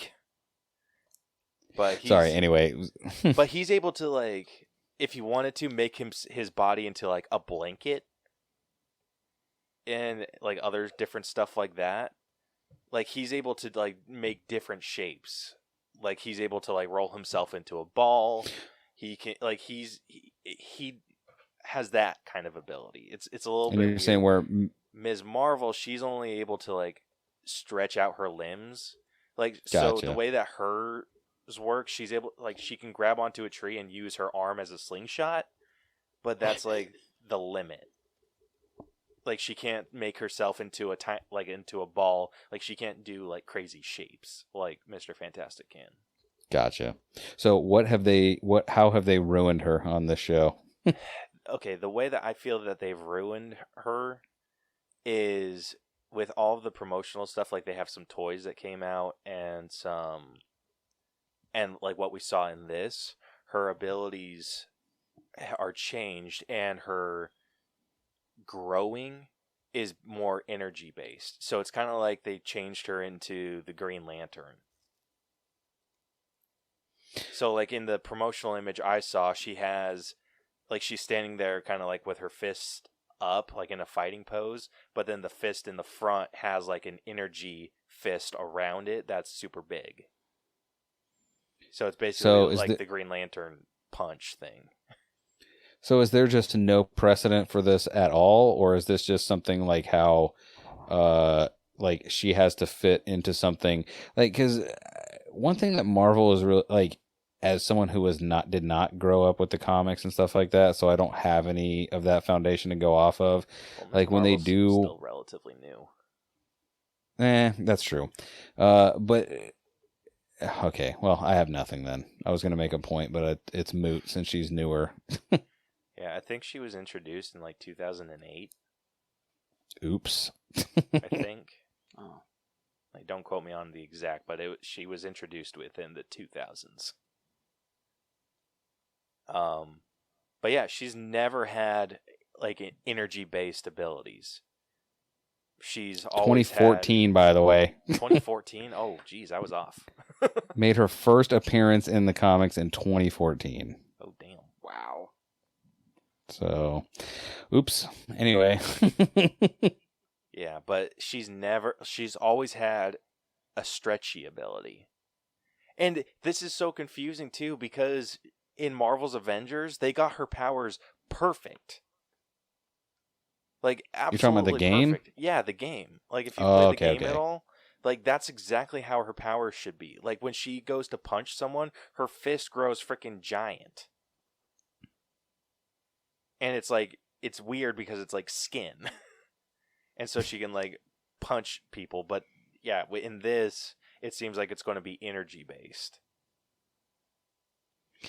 And I'm like, that's a little dumb. Because, and that's, like, I could accept that change. But a big part of her story in the comics is dealing with how she looks and not using her abilities to, like, hide how she truly looks. So do you think that this might be a symptom of Marvel already trying to do something with the Inhumans and failing miserably, and them, like, possibly not even copping to the fact that she is an Inhuman, and are just like, maybe she's a mutant or something, and she got her power from a cool rock that came from space, something like that? Because have they wholesale just decided to not talk about Inhumans? They're just like, oh yeah, they just live on the moon, and we just don't go to the moon anymore. I mean, I guess that's what I'm guessing that they've done, because they've completely ignored Inhumans. Like, they've tried addressing some of those other shows like Cloak and Dagger and The Runaways. But yeah, they have not discussed Inhumans at all. So maybe that's it. Like, so. Because I never, that was one that I missed all the way. But yeah, everything I've heard is that the Inhumans was terrible. And I don't know, maybe that's it. Like, maybe they are having to distance themselves for some reason in some specific way. And that was the way they chose to go. Yeah. Dude, you know it's bad when one of the characters that you have has the ability to, like, make her hair move, and you buzz her head in the first episode. Yeah, I mean, you know. Yeah. You've all heard the parable of Samson, right? Got to take all her power away. Yeah, so I have no idea how they're going to address Ms. Marvel and how she gets her powers.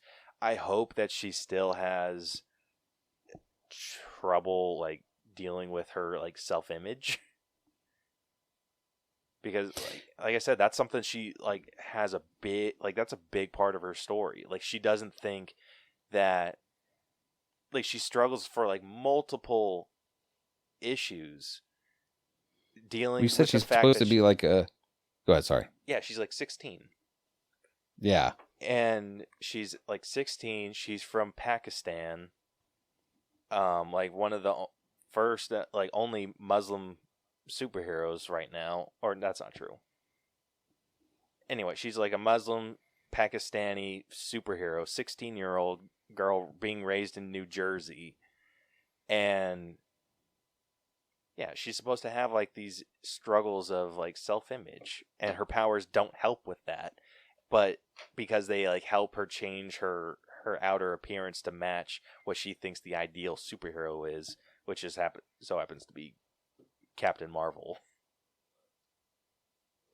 I wonder how she got to see Captain Marvel in this one, because I wonder if they're going to have that through line for her, because I wonder, like, as far as I can tell, like, Captain Marvel might have been talked about, but has she had any screen time in that universe? I don't know. That is a really good question. Maybe she became a bigger presence in, like, after the snap. Possible. But not right away, clearly. Yeah.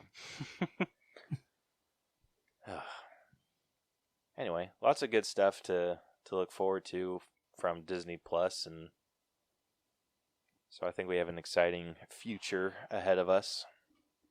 If we live. We could die, or the heat death of the universe. One of those could come before we get all this cool stuff. Yeah. That would. Can I at least live long enough to finish the Hawkeye series? Like, that's all I ask. Rose, let me live through the holidays. Tell you something. Yeah. When I was just a young lad, and they announced that The Force Awakens was going to come out, I remember it'll probably come up as a Facebook memory soon, where I was like, I spoke the words into existence. I was like, please let me live long enough to see all of these movies. And I gotta tell you, I don't know that I made the right choice. Okay, no, fair enough. I'm not saying Hawkeye I think is going to be really good, but don't count the chickens or whatever,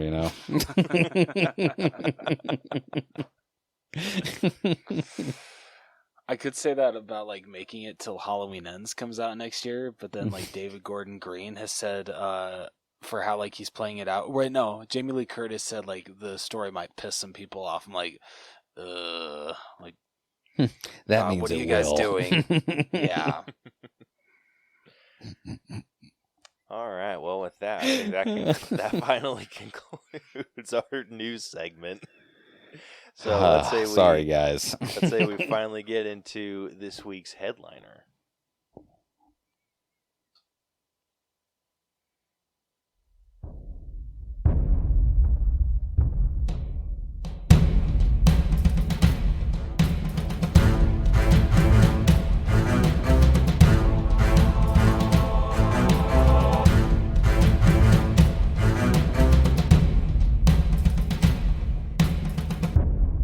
Alrighty, this week's headliner, we will be breaking down The Matrix.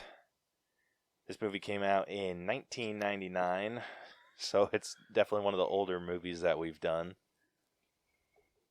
I wouldn't say oldest. I feel like there's some that are maybe a little bit older, but I just want to point out that I graduated high school in 2001.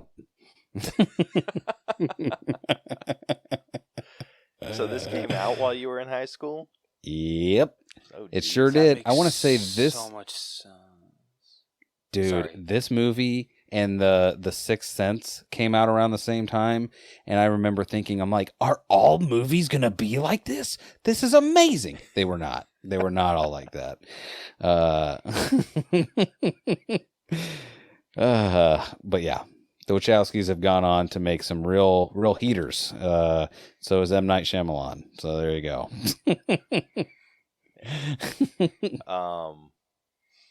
Did you ever feel like you were going to talk to people about The Matrix that were 4 years old when it came out?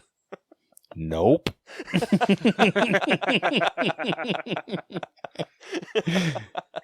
Nope. By the way, can I just tell you something about The Matrix and me? I was not only alive in high school when The Matrix came out, but I was like right in the midst of everyone being like, bro, I know we just got done worrying about AIDS, and now that we don't have to worry about that anymore, okay, listen, here's the new thing. Y2K is going to kill us all. So as soon as the clock strikes midnight and it turns to 2000, all the computers are going to explode simultaneously, and we're all going to die because we just forgot that the year 2000 was going to happen. So when that does, all the computers are going to break and we're all dead. So The Matrix came out and was like, yeah, for sure the computers turn on you. For sure. Do you remember the Terminator? Well, good news. Also The Matrix now. There is no version of life where the computers don't turn on you. So The Matrix really hit home for a lot of people at that time. Okay, I'll be real. I've heard about Y2K, And Stupid, by the way. I've heard, I've heard that people said, "Oh, it was the computers turning." Like, what was going to happen? So people, this is legit. People thought, because by the way, this is all also when people barely knew what the internet was. Like they saw the @ symbol and they were like, "What could that be even?" People thought something along the lines of the computers did not know to go to the year 2000, so they would see double zeros and then they would revert back to 1900 because for some reason 1900 was programmed in there, and then the computers were somehow stupid enough that they didn't know that the number 2000 came after 1999, but they were smart enough to know that once they reverted back to 1900, that they would realize that was a time before they existed, and then they would all like break and turn off or something like that. And we needed to spend a lot of money to make sure that these smart, dumb computers were smart enough to not be dumb and, stop working because they didn't exist or something like that. Like, I know that sounds like that's something I just made up just now, but that's not. All right. It's really not. That might be like an embellishing of the real truth, but that's the truth how I understood it. I don't know. I wasn't in charge of it. Weird. I was only like 16 or something. So yeah, the 90s were so weird. Weird's a very generous way of putting that. The Matrix was the best thing that came out of the 90s. Oh. Well, we'll definitely I take it back. The Fast and the Furious. I think the Fast and the Furious came out in the 90s too. So good hell. Two things. I mean, the Fast and the Furious has stood the test of time more than the Matrix, if you want to get real technical about it.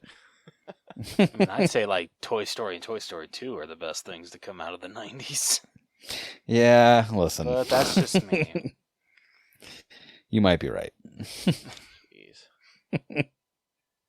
All right. Well, before we get started, we have a few answers to our question of the week to read off. So we posted a question of the week and just asked the basic Matrix question: red pill or blue pill?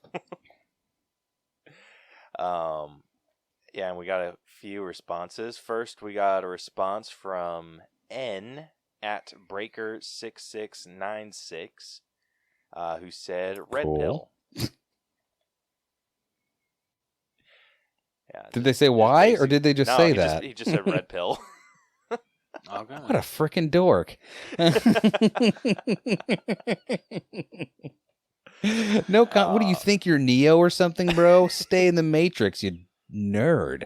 What do you got to say what you want to do. Like, I took the red pill so that I could eat some of that sweet, sweet goop that came out of a valve from the ceiling. Yeah,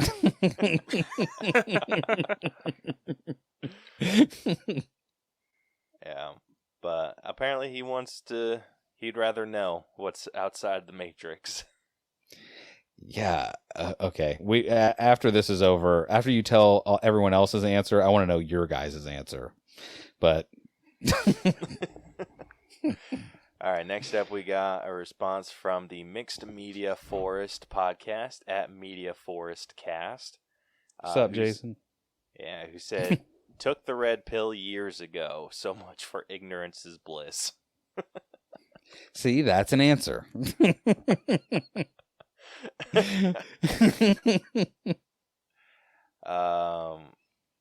Yeah, let's see. Next up, we got Warlock Holmes at Earth_2_Adam, who said, "The official night creature's stance is red pill always." Okay, Adam, I know you're better than this. Red pill always. ... Is that what he put after that? No. I actually thought there was someone that did.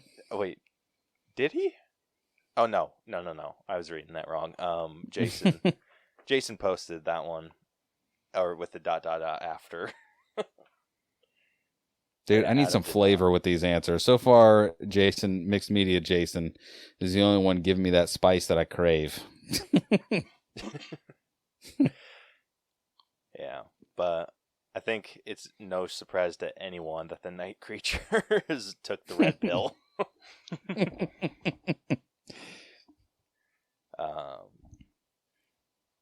Yeah. Then I forget what they said after that. Because we had a little conversation, and Adam said that he was locked in some... Oh, he said he was locked in some underground bunker in Antarctica. All right, he gets half credit for a little bit of spice.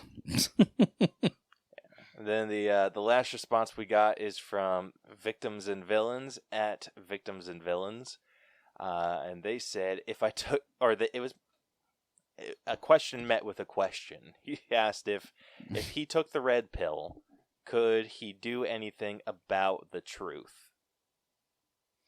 No, dude. That's why you take. I'm gonna just answer this now because I had the question for you guys of would you take the red pill or the blue pill? Hey, man, if you're hearing this question right now or you read it on the internet, your answer is the blue pill because the odds of you even knowing whoever the one is, let alone being the one, is slim to none. Because who's looking for you? Nobody. Okay? You take the blue pill, live your life, and don't... Wait, listen, I know I'm cheating because I saw the future, because I saw the 2 other movies that exist in the Matrix-averse, but most of you are cannon fodder. So why not just live your life instead of getting ripped to shreds by machine bullets? No, thank you. Blue pill for me, thanks. Final answer. I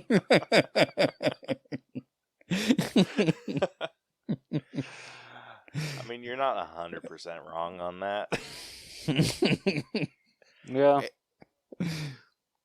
I mean, I've thought about this question pretty hard because I always thought, like, oh, I would definitely be like someone that took the red pill. And then you saw APOC and you were like, he didn't have many lines in this movie. Yeah.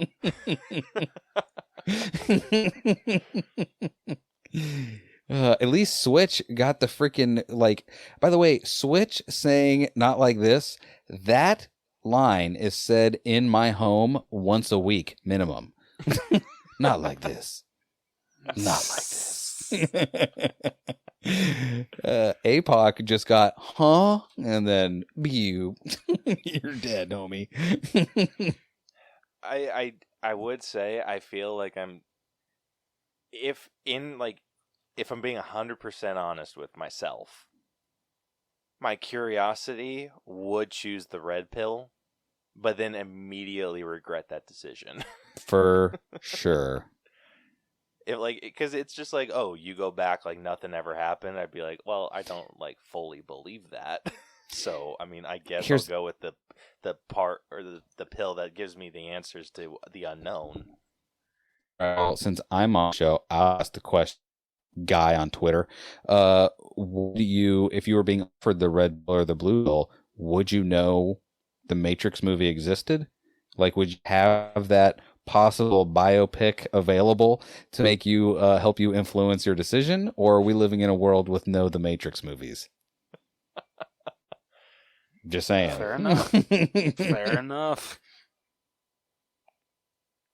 Because if the Matrix exists and someone offers me some pills, no, I'm calling the police. Is there an agent number I can call? Because I'll call them. Yeah, I don't know if I would be that way. If I'd be like, no, just because someone offered me pills. Because I'm fully convinced that the only reason I didn't try or experiment with drugs in school is because I didn't know how to get them. By the way, here's the crazy part. All you had to do was ask probably anybody. Probably anybody, because if they didn't have it and most people that you asked wouldn't, they would be like, oh yeah, but Johnny over in the corner there, that dude, he definitely knows. Wait, not you, Johnny. A different Steven in the corner knows. Sorry. Well, we lived in Utah, so I'm pretty sure if we asked some rando for drugs and they said no, we would immediately get told on. Yeah. Or you would be the. By the way, then that's when you listen. Not to go deep into what you should do if someone tries to tattle on you, but what you should do is lie, because as soon as that person is like, Caleb and Rose asked me for drugs, be like, what? You came over to us asking something about do we ski? I don't even know what that means, sir.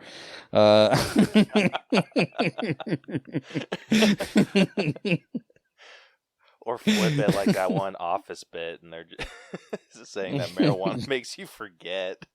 Oh, shit. It's true. Oh, shit.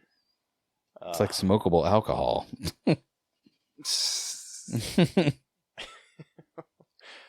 What about you, Rose? Red pill or blue pill? It's the blue pill. I don't want to go down. But for how soothing Lawrence Fishburne's voice is, I would be a little hesitant at first to follow that man blindly, but I would still pick the blue pill. Dude, Lawrence Fishburne, I was watching through this movie today. Like, every shot of that guy was like, you know how they say like a good movie is like you could pause it anywhere and like frame that shot in time. Every shot of Lawrence Fishburne was like very cool. Like everything, every moment that he was on screen, he looked the coolest he's ever looked, I think. Like even when he was being interrogated.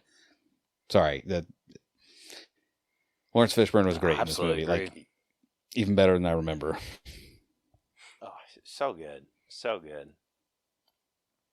But that was all of our answers to this question of the week. So thank you everyone that responded to us. We really except for N. it. N, don't do it. Go back to the drawing board, okay? Listen, just write anything else. Just, you know what you should do, N? You know what you should do? You should put in blue pill and then find the middle predictive text and just push that until the sentence is over. There we go. Bam. Red pill, period.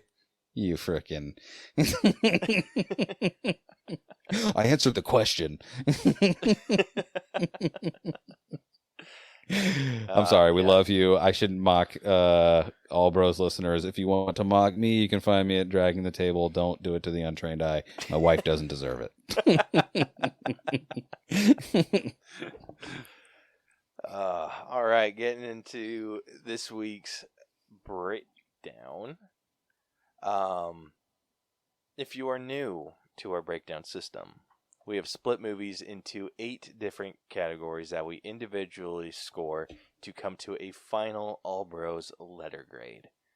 Oh, and Untrained Eye. Or are you in here? No, an Untrained Eye or a Dragging the Table? I'm representing the Untrained Eye. Dragging the Table. I've started to try the resurrection process, and he's fading. He's fading again. So we'll see. Dude, come on. I mean, listen, there is no time, okay? None. And when I'm doing it solo, I can't do it with people around. It's just too weird. It is too weird. Like, I have to be by myself. The only way I could do it with people around is when I'm talking to someone. Like, that is just... I'm telling you, do a solo podcast, but do one where it's not about something, and then get back to me on, just do it. Are you forgetting about that one episode I did all by myself? That is why I gave the caveat of not about something. Like, just make it, don't give yourself a theme. Like, just go in there and be like, I'm just going to see if something I have to say is interesting. It is a real exercise in having your ego crushed away, because you're like, I have nothing good to say, and I'm going to put this on the internet and ask people to listen to it. Yeah, it is mildly soul crushing, and I think it just makes it worse knowing that my wife can hear me if I'm just talking to myself Because there's been a couple times where I've had to like re-record something that I've said in a show because it like got cut off or something. So I'll go in and like just re-record a little bit, and even just saying that, like that little line is just the worst. And Rose, I think you need to do a bonus solo episode, Rose, about I don't know, your favorite third he's fifth build, but this is the only character I know in The Haunting 4. It's still spooking. Okay, deal.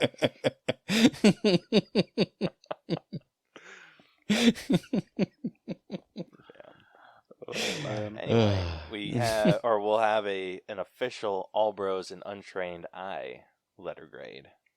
Hello.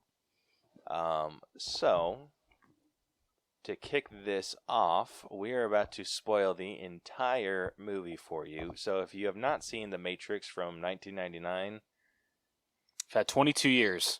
Yeah, it's kind of your fault at this point if you have not for seen sure. It. So Rose is going to read us the entire synopsis, and then we'll get into our breakdown after that. All right. At an abandoned hotel within a major city, a police squad corners Trinity, who overpowers them with her superhuman abilities. She flees, pursued by the police and a group of suited agents capable of similar superhuman feats. She answers a ringing public telephone and vanishes just before an agent crashes a truck into the booth. Computer programmer Thomas Anderson, known by his hacking alias Neo, is puzzled by repeating online encounters with the phrase "The Matrix." Trinity contacts him and tells him a man named Morpheus has the answers he seeks. A team of agents and police led by Agent Smith arrives at Neo's workplace in search of him. Though Morpheus attempts to guide Neo to safety via a phone call, Neo chooses to be captured rather than risk escaping via the window ledge of the skyscraper. The agents then attempt to coerce Neo into helping them locate Morpheus, whom they claim is a terrorist. Neo insists on his right to a phone call so that he can contact a lawyer, but the agents cause his mouth to fuse shut and implant a robotic bug inside him. Neo wakes up from what he believes to be a nightmare and is taken by Trinity to meet Morpheus shortly afterwards. Along the way, they remove the bug from Neo's stomach, proving that the nightmare he experienced was real. Morpheus offers Neo a choice between two pills, red to reveal the truth about the Matrix and blue to return to his former life.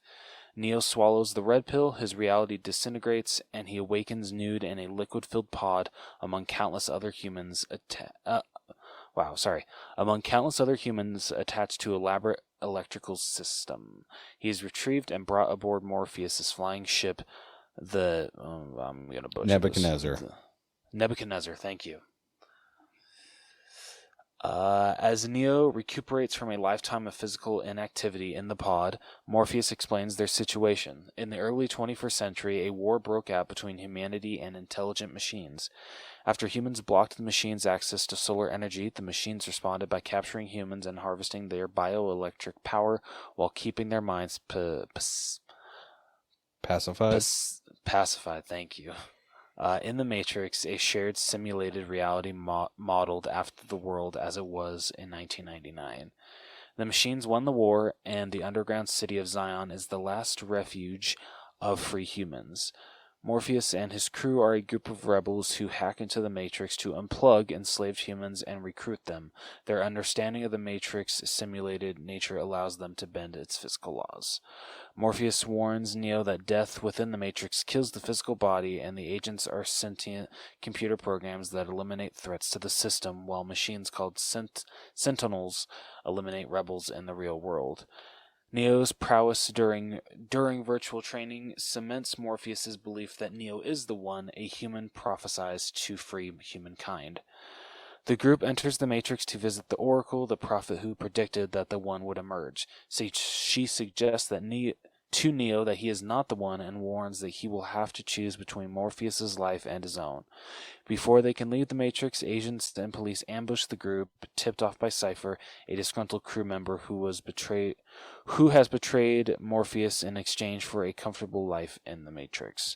Mouse is killed by the police in the Matrix and dies in the real world, while Morpheus is captured fighting Smith to buy time for the rest to escape.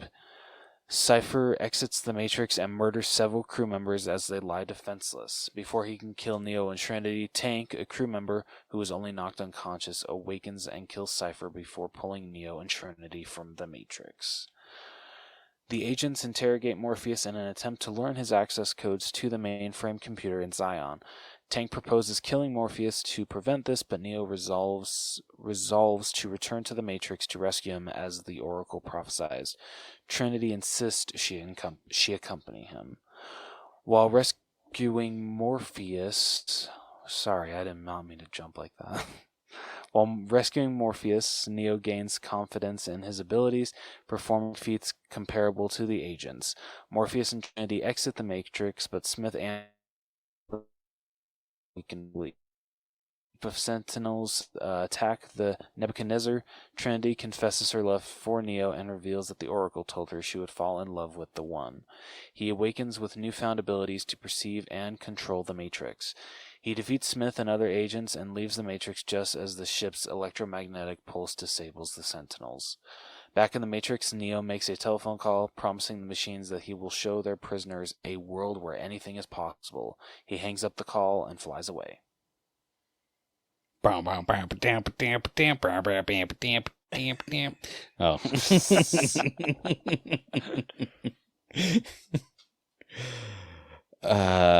By the way, what I love about that rendition that Wikipedia just gave to us was that out of nowhere, they're like, oh yeah, and Cypher, a character we have not mentioned until now, betrays them and then kills the other crew members. Seriously, though. Hey, remember that character we never mentioned in the synopsis? He killed a lot of people. He was very disgruntled. Dude, I had not seen this movie since I was in high school. So it's been a really long time. What were your guys' first experiences seeing this movie? Do you remember them? I think I was in elementary when I first saw this, because I want to say my mom, my sister actually went and saw the third one in theaters. So The Matrix was actually like a big deal in my household growing up. Like, we freaking loved these movies. So yeah, about elementary is when I first saw it. What was your response to the end of that movie? Or not to the end, but to, like, once you finally, like, realized what the Matrix was. Because, well, yeah. Like, after the movie was over, did you, like, look around? Or were you just like, I'm in elementary school and I just watched a rated R movie, so I'm not going to make any comments about it? Probably the second one. I'd probably say the second one. What about you, Caleb? Oh, yeah. So like I said, my first time watching this was in high school, and it absolutely broke me. First off, I was not allowed to watch rated R movies, so I was attending like a early college high school, and I would watch movies while I was doing homework because they had like little TVs that you could sit at and watch movies out of their movie library. And so I would roll through, and I'm like, hey, I've never seen The Matrix before, and I watched it, and I like completely did not do any of my assignments, and just like sat there. I'm like, oh my gosh! And then after I was done, anytime I heard a phone call, I would like shoot over a look, and just like just watch the person answer it to see if they disappeared or something like weird happened. So when this movie came out, I remember seeing this movie came out in a time when like trailers were kind of important, but not really. Like, you didn't have to see a cool trailer to go see a movie. You were just like, it's time. it's the weekend. We go to the movies now. So we went and saw The Matrix, and I remember, I can see as vividly as if it happened yesterday, walking out of the movie theater and like just looking up and around everything. And I was like, I wouldn't even know. I wouldn't even know. Like, it just mind. I was like, this is crazy. Like, we live. I just saw a documentary of the Matrix that we live in. I just remember having never seen anything even close to like that before, and was just like so blown away by it that I was like, this is great. And by the way, when they announced that there were sequels, it didn't even dawn on me at the end of that there could be a sequel to that movie. Like I couldn't believe it. I was like, that's the only thing more unbelievable than this movie, is that they could make more of them.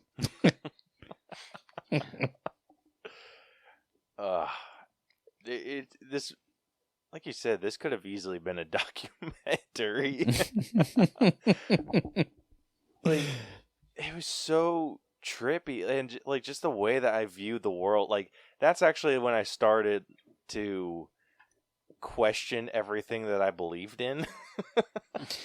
I mean, started like getting really heavily into like alternate ways of living, and I'm like, is this a simulation? It's a good jumping off point to be like, oh, maybe everything that I think, maybe I should figure out why I think everything I think, and not just think it because someone told me I should. Yeah. And that's kind of how I adopted my thoughts on reality now. It's just like, I can't prove that it's not the Matrix. So, I mean, if we want to talk about that possibility, like, I'm so down for that.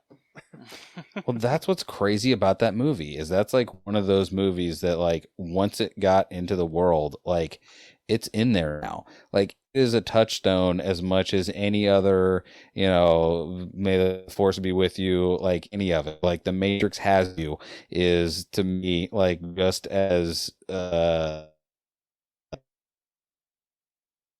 and I would guess 99% of people would be like, oh, you also like The Matrix? Of course you do. It's 2021. We've all seen the movie. I mean, by the way, there's a reason why when I was like, oh, no one collects Funko sodas. As soon as the Neo one comes out, I'll buy that. Nope. I was there the moment that it dropped, and I pushed add to cart, and it was like, nah. You will not add it to cart because it's gone. That sucks. Yeah. The worst. So, yeah. No, by the way, what's crazy too is like, I almost wish we were doing all three movies at once. 'Cause like they're so, like, the Wachowskis are so weird. Like, they are so, I would love to talk to them, just because, like, what was it? Like, because, like, since they have since transitioned, both of them, to women, Lana and I can't remember the other one's name, but like Lily and Lana, I was listening to something else because, like I said, just to get ready for this podcast, I was listening to other podcasts. I was watching, I didn't just watch the movie. Like, I was also consuming other stuff that I've consumed over the years. But like the way that they were talking about it, because people were asking them like if this was supposed to be a trans allegory, and the paraphrase of what the answer was like, I think they said something along the lines of, that's why art is beautiful. Like, you can watch something and get something else out of it further down the line that may or may not have been its original intent. But that can still be something that you draw from it. Basically not saying yes or no. They were just saying that, like, if that's what people are getting out of this, then that's not necessarily a bad thing because that's something that they went through. So I don't know. It's just such a good movie. I'll never not love this movie. Yeah, I almost want to add a category for, like, its societal impact? Large. Yeah. I would give that a small to large, and that one gets a large. It's insane, like how many different interpretations of this movie there are. Like, I've seen ones where people are comparing it to Christianity. I mean, what's crazy about it is watching through it again today, there's so many tropes in this movie, tropes that existed before this movie ever was conceived that had the potential of being cheesy. Like, you just look at the interrogation whenever they go to do their rescue go to rescue Morpheus. Like, they swoop down on a helicopter and they shoot up a room with a minigun. Like, when I say that, you're like, that doesn't work. Like, that's crazy. Like, why would you shoot into the room with a minigun, a non-accurate gun, where a man is you're trying to save? But the way that they show it, like, they show it in slow motion, like they have those crazy cool angles of, like, you get to see way down almost street level of, like, all the shells falling down in slow motion. You get to see Morpheus run over, and it's again, in a movie that came before that, that's just a cheesy, like, Arnold Schwarzenegger scene where he just pulls a minigun off of a tripod and is somehow able to hold it up and everyone's like, oh, Arnie. But, like, in this movie, we're like, oh, it is art. This minigun is art.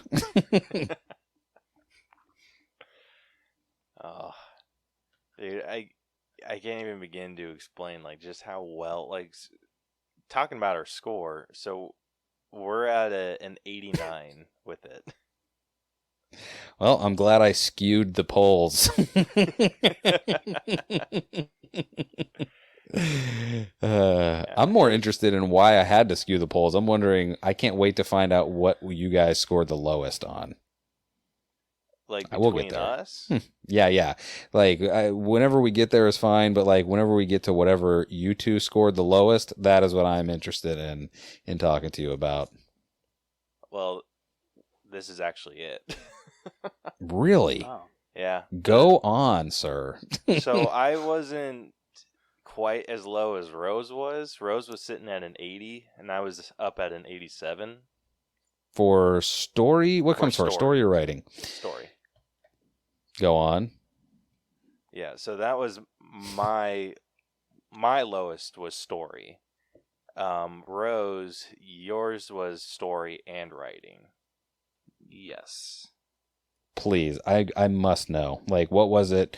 What was it about the story and the writing? Because, by the way, those two I feel like go very hand in hand, so that makes sense. But yeah, what about that made you rate it so low? I say so low. That's not that low. If we're being honest, like, no, that's not good. Low at all. That's low compared to my 100. I think. What was it? So, like, I know, like, Caleb first experienced this movie in high school, and as did you. And so, like, I think, like, comparing this from, like, when I was a kid to watching it now, like, I remember I used to, like, think, like, this story was incredible as a kid. Like, you know, I forget, it was one of my favorite action films, but for some reason, being older, the story doesn't, like, do it for me as much as I thought it would. Still, I mean, it's still a great story. I never get confused on how they're explaining how the Matrix works. Everything that happens to these characters throughout the whole story makes absolute sense. It's just it didn't grip me as much as I feel it did when I was a kid. One thing that I noticed on this rewatch that I'd never really either paid attention to or noticed before is, like, everything seems like that's why I don't feel like it's absurd for me to give writing a 100, because, like, it seemed like everything was accounted for and everything was, like, placed in a certain way for a certain reason. Like, for whatever reason, you can't figure it out at first. Like, all of a sudden it goes from, I'm blanking on the scene now, but it's the scene right before you see Cypher with the agent cutting up some steak, talking about how, you know, they're going to insert him back into the Matrix, and, you know, he gives this whole spiel about, you know, ignorance is bliss and da-da-da.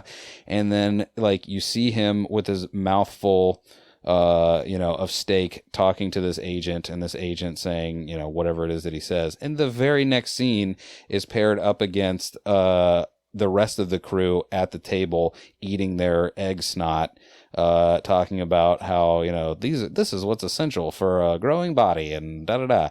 And like, I don't know, like the way, like they did that a lot in that movie. Like it seemed like one scene was supposed to make sense to the next scene, and you might not actually know why until that next scene happened. And I don't know, I noticed it more. Again, I was watching it. That's the only thing I regret about doing this episode with you guys today is that I didn't have like time to actually sit and watch and write things down. Like I was literally at work today with my phone up on my rear view mirror, so that I wouldn't be looking too far away from the road, just having it playing in the background. Dangerous. Don't do that. But I didn't have time. I just didn't have time to watch it, and I that is my only regret, is that I didn't have time to write more stuff down like that. Like I would have liked to have written down all those comparisons that I noticed at the time, but that was like the starkest one that I recognized of like, oh, it goes from this dude eating a nice steak that isn't real to these people having these this egg snot concoction of stuff that is real and is what they need. Like they're having like an actual genuine conversation about what it's like in the Matrix, because they're like, oh, is tasty oats or tasty wheat, like, does it taste like that because that's what the machine thinks it tastes like, or is that what it actually tastes like? I don't know. It was just I disagree with you respectfully, Rose. No, fair enough. Understandable. Yeah, I think what brought this story grade down for me was just everything at the beginning. Like once he got into the real world and everything, it was pretty streamlined and like really well done, but it was everything kind of before and more like not showing us all of this stuff, because it just kind of jumps right into Neo being a hacker, and it like never really like explains that, doesn't really show us that what he's hacking. Like the first scene is him sleeping at his computer, and then it's like, wake up, Neo. It is not. That is not the first scene. Oh, so, this. Thank you for reminding me of two good pairing scenes. Is because you see this whole. By the way, that first scene with Trinity, I timed it. It's only 7 minutes long, but it starts with her. The movie opens. You hear her talking to somebody. This line is traced. They hang up the phone. The next thing you know, the cops are going up to get her. That whole scene happens where then the agents show up and they chase her and she gets away. And then, like, by the way, seeing that scene, I remember seeing that scene and being like, they're like, she got away. I'm like, she got away? Like, you hit her with a truck. She is disintegrated somewhere.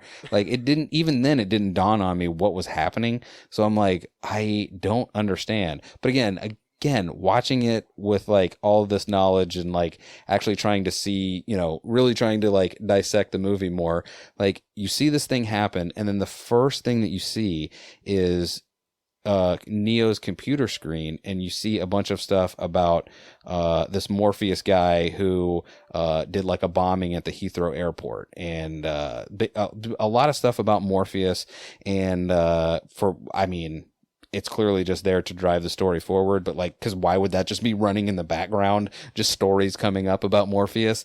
But that goes right into like, when you look at that scene again after you've seen the whole movie, I feel like, you can see, you're like, I imagine like Cypher watching that screen of just like falling characters that he's like, you see all this, but what I see is the Matrix. I see blondes, brunettes, and redheads.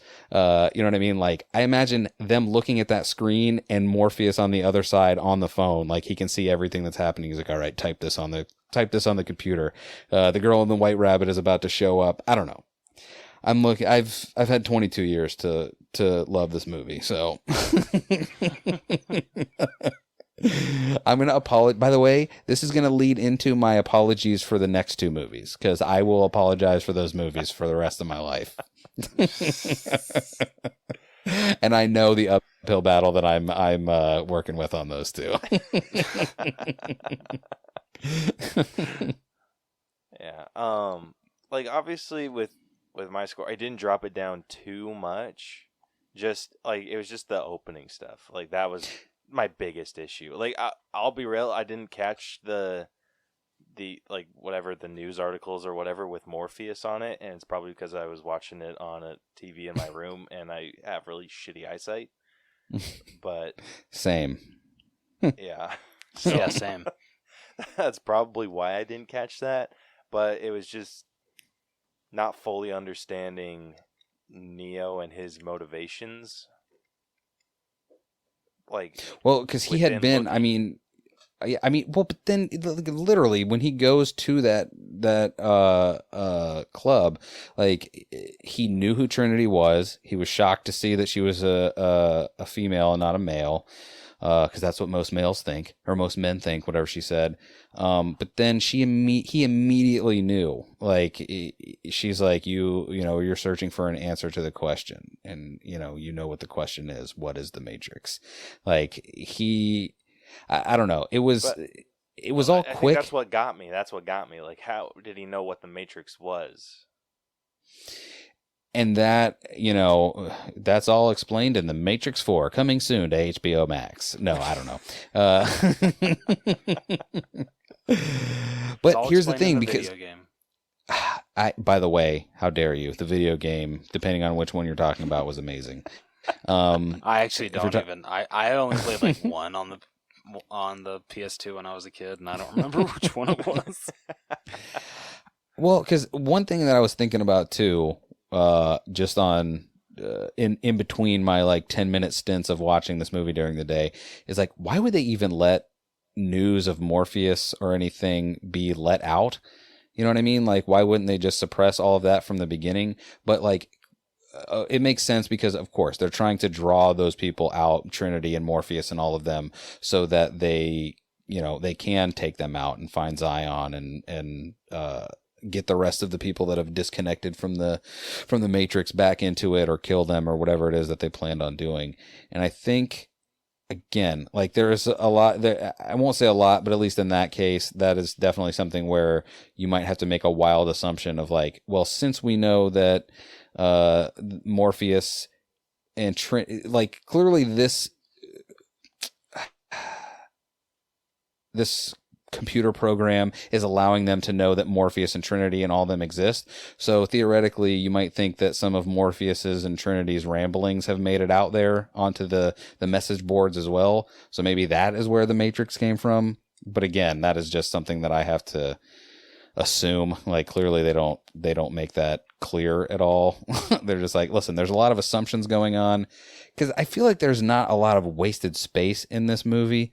Like they're like, there is no downtime. They're just like, we're going, we're in the Matrix, we're out of the Matrix now, all right, we're going, we're saving, we're going, we're jumping into agents now, we're going. Like it is a very fast 2.25 hours. So I don't know. Excuses. Yeah, it is very, very quickly paced, but kind of in a way that works in the movie's favor. Yeah. I think that's probably my issue with the story. It's just they shot us straight into what this is, like so like fast. It was almost like whiplash. Like, oh, okay, and then like it took a second to be like to figure out all the shit at the beginning, and then get into like, okay, now I'm caught up. Well, I wonder too, because I don't know this, or maybe I did know it and I forgot. Like, if the that was not the time when properties that went on forever were a thing. So I imagine if they had not already been greenlit for a sequel, they're like, all right, well, this isn't going to be a TV show, so we need to jam pack everything into this 2.5 hours and hope that we get everything in there that we want. Because who knows? Like, you know, we've all seen deleted scenes of stuff that we're like, why didn't that make it into the movie? That would have explained everything. And I'm sure there's stuff on the cutting room floor of The Matrix that, you know, is, oh, if they had just left in this 30 seconds, it would have, everything else would have made sense. Like, we couldn't at the time. Yeah. Like, it's easily justifiable, like, why they made the choices they did with the story. I'm just objectively speaking. Also, when you look in, if you're looking at it through this 2021 lens, it is wild because like that is not the way things are done now. Like there is sometimes excruciating explanations. We're all going to make sure. Well, here's what's crazy that I heard too in one of the many YouTube videos I watched. He spends the first 46 minutes asking questions. Almost every line that he has in that first 46 minutes is a question. Like, that's what's crazy, too, is like, so it's not like, I don't think we clearly don't get all the answers, but like, you know, they at some point realized like people are going to have a lot of questions and we're going to need to make him ask a lot of those questions. Yeah. I mean, we can get into writing with that. Just real quick, just reminding everyone. So story was sitting at an 89. Writing is at an 89.6. You're welcome. So just a little bit higher than the story. But I really I personally didn't notice that. Like, I try not to look too much into the like different things about the movies because I don't want like my opinions to get skewed in any way. But I do kind of appreciate an exposition dump, especially when it's like the character is just as clueless as we are. And so, yeah, I think Neo asking all those questions kind of really, really helped. Yeah, give us an idea of what to expect. I don't know if you guys had a problem with this, but like since that movie came out, one of the main things that people had a problem with were the fact that he was a computer programmer, but for some reason did not know what AI was. Or I'm sorry, he like questioned like when Morpheus was like AI, he's like, you mean artificial intelligence? And then later on when they were like EMP and he was like, huh? And they were like electromagnetic pulse. There was a lot of like, well, I don't understand why he's a hacker. How would he not know that? My personal canon on why he didn't know that is that why would the Matrix let you know about those things? Like, why would they even want you to think about AI if they're controlling the narrative anyway? Why would they want you to even think about what an EMP was or what an AI was? They're like, don't trip. You're just chilling. Come on, bro. Like, just be here where we have payphones everywhere and it's 1999. Don't think too much about it. I wasn't sure where to put stuff like that. Like with how the only thing that ages this movie is the technology that they use. Can I tell you though, when that fool pulled that cell phone out of that FedEx package and it went shock and opened right up, I was immediately to my dial-up internet. Like, where do you get this cell phone? P.S. You could only get it in Australia. Really? Yep. That was an Australian Nokia exclusive. Oh, shit. Yeah. Dumb. I was very sad to learn that. Dude, honestly, I feel like that was the equivalent of like the Motorola Razr. Yeah, because that was, isn't it funny that like for a long time, like when cell phones first happened, like the way to get you to buy them was if they did something wild, like, oh, they got to flip out or they got to turn around because they're and now they're just like, yeah, dude, it can take a picture of the moon. You can like take a picture of dust on the moon. That's what your phone does. It looks like a brick. It takes a picture of the moon. Good night. give us $1,000. Yeah, I don't know if this was just in Utah, but I remember a time where my dad had this yellow walkie-talkie phone that he yeah, that was the Nextel, and you would go ahead. Yeah, dude, that is like the coolest thing ever. If there was anything that I wish transferred along with cell phones, it's that.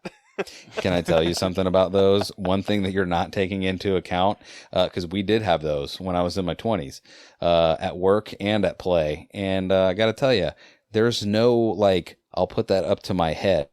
Like, those are speaker only. So if you have it to where if you're too dumb to have it to where because there was two different modes. There was like, you could have it to where someone could just talk to you, like it was an open walkie-talkie, or you would have to have it to where you had to push the button so that they could talk. Most people were too stupid for that. So our friends would be in 7-Eleven or somewhere, and we would just start saying wild things into the Nextel, and they would be like, shut up, stop, and have to either run out or just try and like push the button. Like, yeah, it was a good idea, but it was also good for pranking. I love it. Dude, I always thought that was the coolest thing. Like, me and my brothers, that's what we would do. So my mom and my dad both had one. And so we would just, like, steal their phones. Disappear. Go ahead. Yeah, and, like, play Army Man or something like that. Like, so much freaking fun. Why is my phone dead? I thought that was the coolest thing ever. But, I wish they would throw that kind of stuff in movies. That is wildly specific. Like, that movie would almost have to be based on Nextel technology.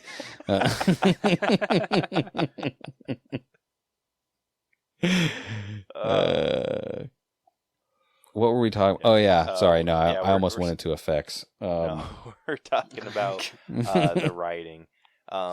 Again, my only issues was the opening stuff. Like, what was Neo handing that guy? So that's another thing that's great. Okay, first of all, I just want to say I don't know what any of these things mean, but like, you know how there's like the 303 error that you can get on your computer? Yes. I'm just gonna pretend you guys vivaciously, that's even a word, said yes.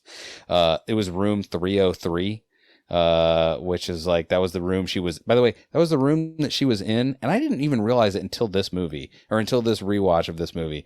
It starts in room 303 at that hotel, and it ends in room 303 at that hotel. Like, that is the same hotel, same room, same hallway, all of it. But that's what's crazy about that that guy being like, here's your $2,000, where's my computer program? Like, what does that guy do that he needs a $2,000 computer program from a hacker? And why is it on a mini disc? And it's, I don't know. It was a way, by the way, you know what it was? I think it was a way, because you know that book that he put it in? It was called something. There were 3 books that I think the main actors, before they could even read the script, were supposed to read so they could like understand the concept of what they were trying to do with this movie. And that book was one of them. And I want to say it was called, God dang it, I can't remember. Wait, I wonder if I type book from the Matrix, what it'll tell me. Book from the Matrix. Because it's called, it's giving me the Matrix novelization. Oh, Simulacra and Simulation. That was the book that he put the money and all those computer programs were in, but that was a movie or a book that he supposedly had to read, and it's a philosophical, it's a philosophy book. I don't know. Like, that's the thing you find as this series goes on, is that like this is all supposed to be like philosophical allegories, like just stacked on top of each other. So I'm sure that like someone smarter than me has gone through and like has read all of these books and is a philosophy major and is like, well, actually, the reason that he opened that book from the side and gave it to the guy is because the human psyche knows that whenever blah, blah, blah, something smart. So that was a long way of saying I have no idea.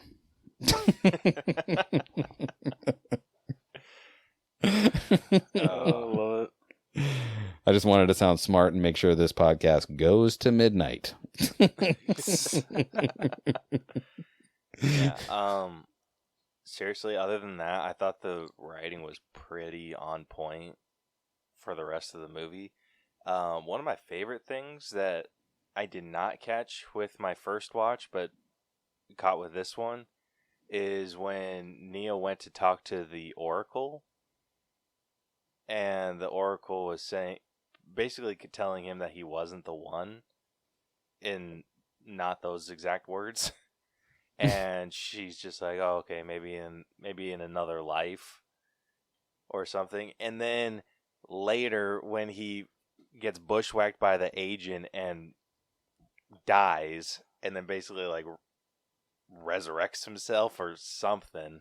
No, by the way, people say that the first time that something crazy happened outside of the Matrix was in the Matrix 2, whenever he like puts up his hands and like stops the squiddies from coming or whatever. But people forget that Trinity kissed him back to life in this movie. Like, she's like, no, I love you. You are the one. Kissed him. And he was like, and breath has been breathed back into my lungs. I'm going to stand up and be the one now. Yeah. Like, and so it was just like that one line that you could almost throw away.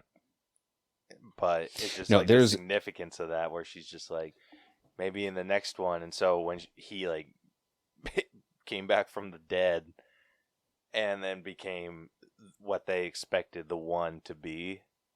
Like, I thought that was, like, super well done. Super well written, too. There is a lot going on with the Oracle. Like, it is a travesty and a tragedy that lady died before she got to finish out the trilogy. But one thing that I didn't realize, too, because I'm not real good at, like, catching stuff like that, is somebody pointed out that they were like, yeah. And after she said all of this to him, she gave him a cookie, like a computer would do, or a computer would get from a website. Like, here's your cookie. Don't forget what I said. Bye. And that, I mean, I think it's supposed to be funny, but also it's supposed to be like, yeah, like like sometimes there are like 1-for-1s. Like sometimes a website will give you a cookie. I'm the Oracle. I'm giving you a cookie. By the way, okay, here, I'm so glad I remembered this. So here is something that I never picked up on, and somebody told me via podcast today, that watch that movie again, and if you didn't notice it before, think of Morpheus as what he actually is, which is a cult leader. Like, Morpheus is a full-fledged cult leader. He is really legitimately crazy if you really look at him through that lens of like just a guy who's like, no, I'm on my way to just free all the people until I find the one. Because a computer, by the way, he is a cult leader who is an acolyte of a computer program.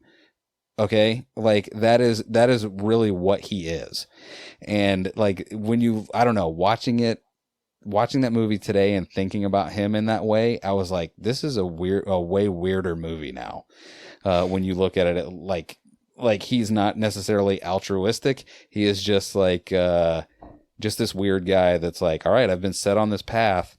And she even tells him, she's like, it doesn't matter if you're the one or not. He is going to sacrifice his life, and you are going to have to make the choice, whether it's his life that is lost or yours. So that's something the internet told me that makes me sound smart. Yeah, that is a really odd perspective to look at that movie with. But I'm telling you, watch that movie again, but think of him as being a cult leader, and I promise you will be like, oh, wow, this is super weird. Because, by the way, he has this ragtag group of people that he is convinced that we are going to go out there and just hack into the Matrix, and we're going to find the one, and that's what we're going to do. And by the way, you find that out in the next couple of movies that, like, everyone thinks he's crazy. Like, nobody is on board with him. They're like, yeah, you found the one we guessed. But whatever, bro. Like, he was supposed to bring balance to the Force, and we're still fighting. What's up with that? So, yeah, I don't know. I just thought that was an interesting look at Morpheus. Yeah. Rose, you actually gave this the lowest out of all three of us, so you want to explain yourself on that one?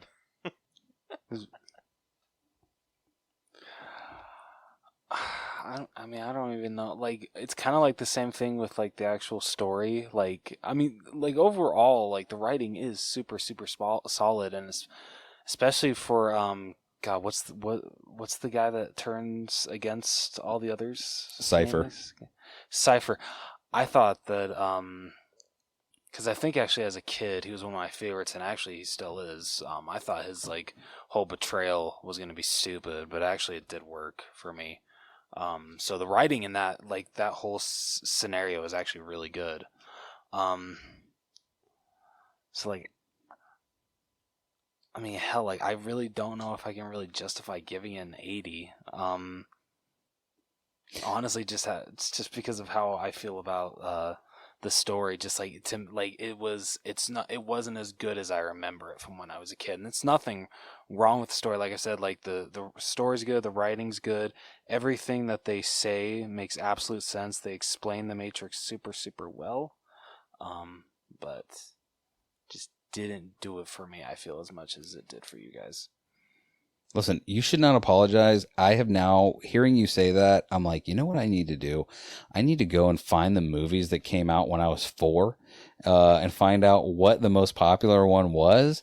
And I need to dissect that movie and see if I, A, even know what it is, and B, if I thought something of it at the time and what I possibly could think of it now. Because I'll never know what it's like to know what the Matrix is and just be like, I guess I'll just never see it. Because when I was a kid, I knew there were rated R movies that I was just never going to see. You know what I mean? Like, I was like, well, it's rated R and I'm, 8. So that movie doesn't exist to me. Goodbye. Whereas I got to see the Matrix the second it came out. So, I don't know. What? This movie was rated R, right? Yes. Yes. Do we know why? I would imagine because guns, lots of guns. Yeah. Like, they shot everybody in this movie. Okay. Honestly, if it wasn't violence, yeah. When I saw the, looking at the year, I'm like, okay, did this come out before or after Columbine? And it came out before. So I'm like, okay, so they were still able to keep that whole scene in with, like, the whole trench coat and opening it and all those guns being on him. Because I feel if this would have came out after Columbine, they would have been like, yeah, you guys got to cut that. I think this did come out after... I'm pretty sure this came out after Columbine, because I think Columbine was 98, if I'm correct. No, Columbine was April 20th, 99, and this came out in March of 99. Yeah, March 31st of 99. I think your internet is wrong. No, Rose is a Wikipedia's wrong. Rose is a subject matter expert on Columbine for some ungodly reason. That's weird. Super weird. It's very weird.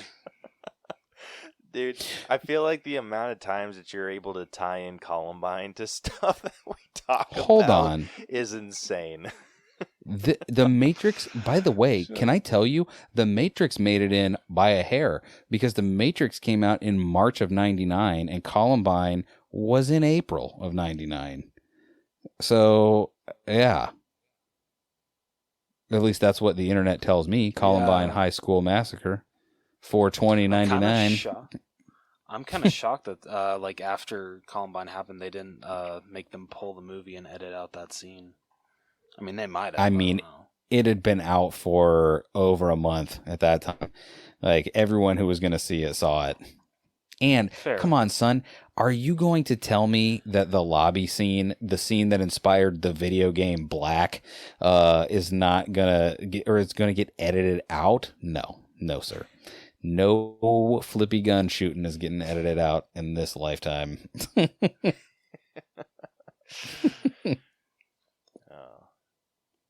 All right. Well, writing, like I said, sitting at an 89.6.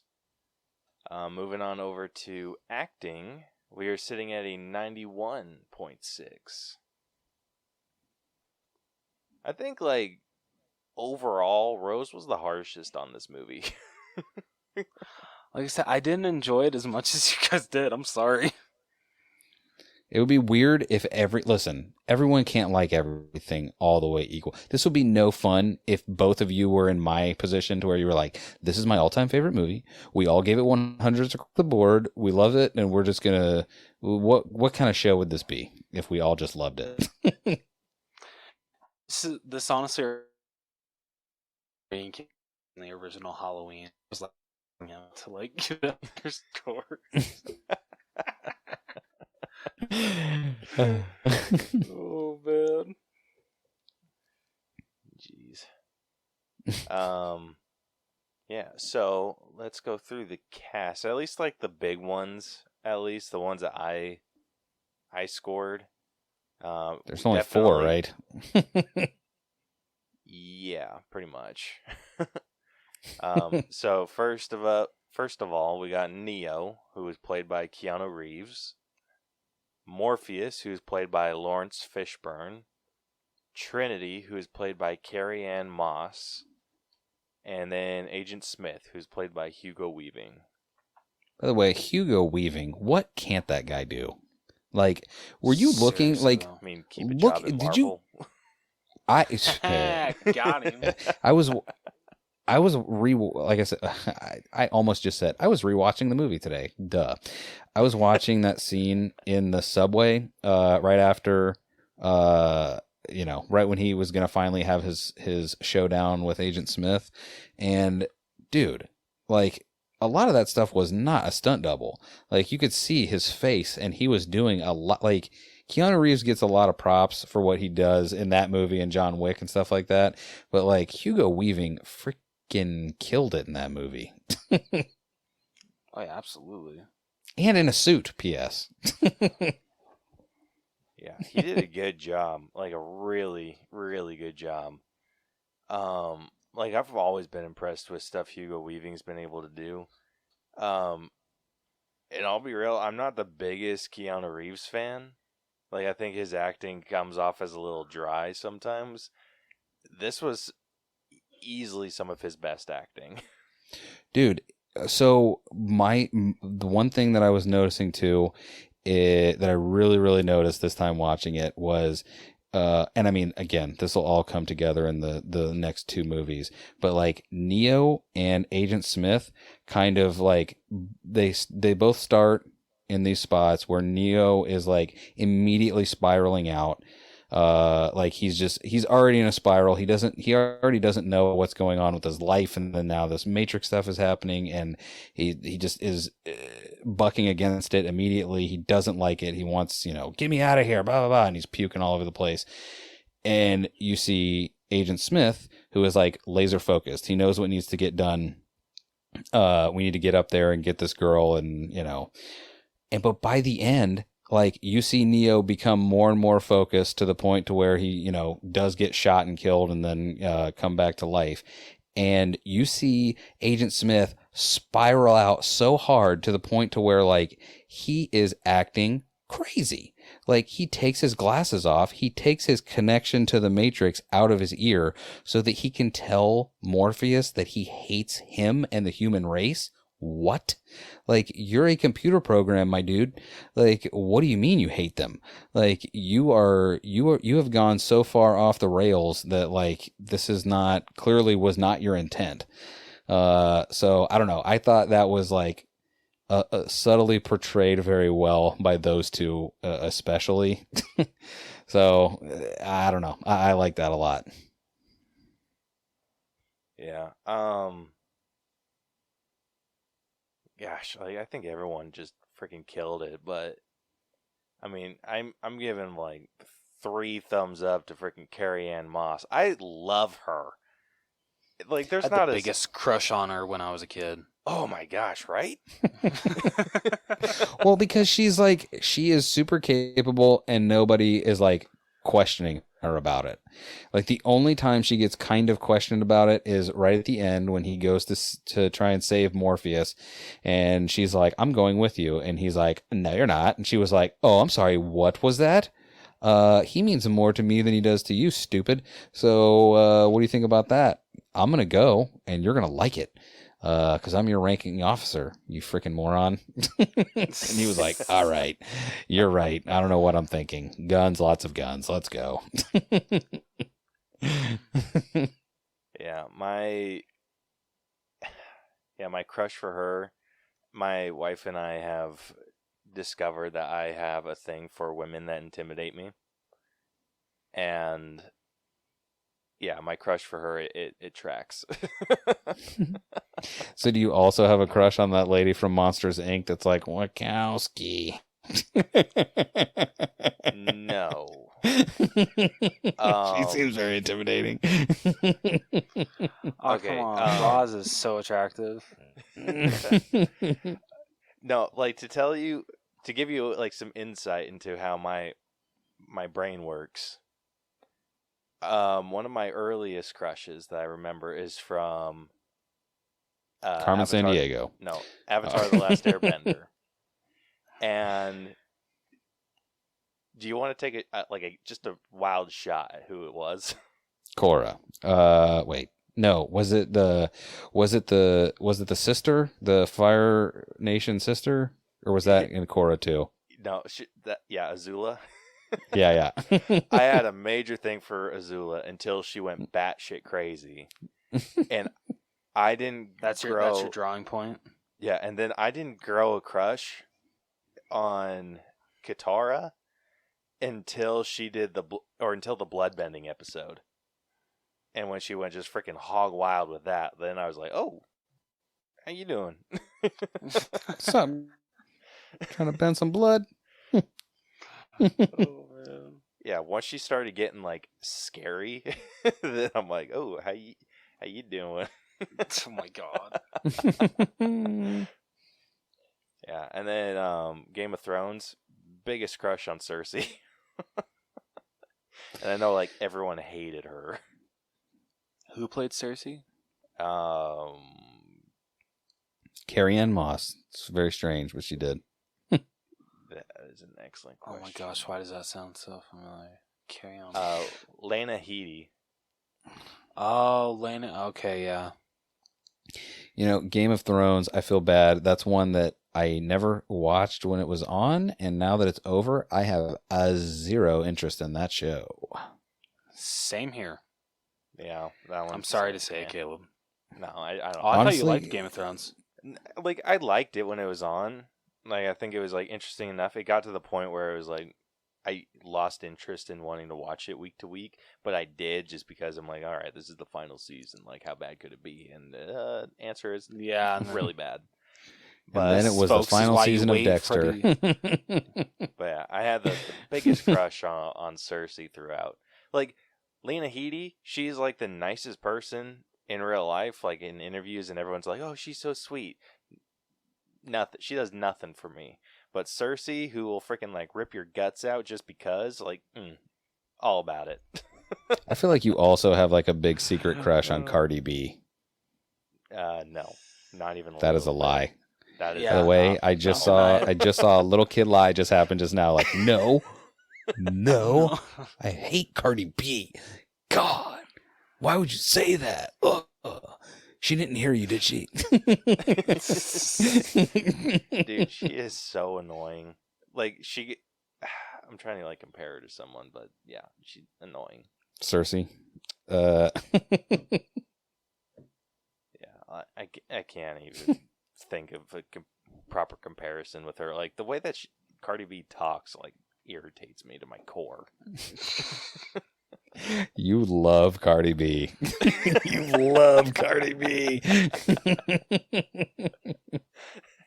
And this is DJ's last episode.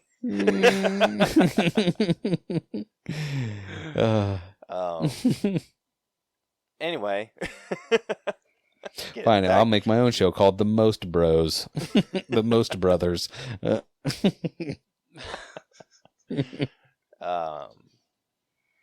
So out of those four, who was, I mean, that's it. Like, let's go top three.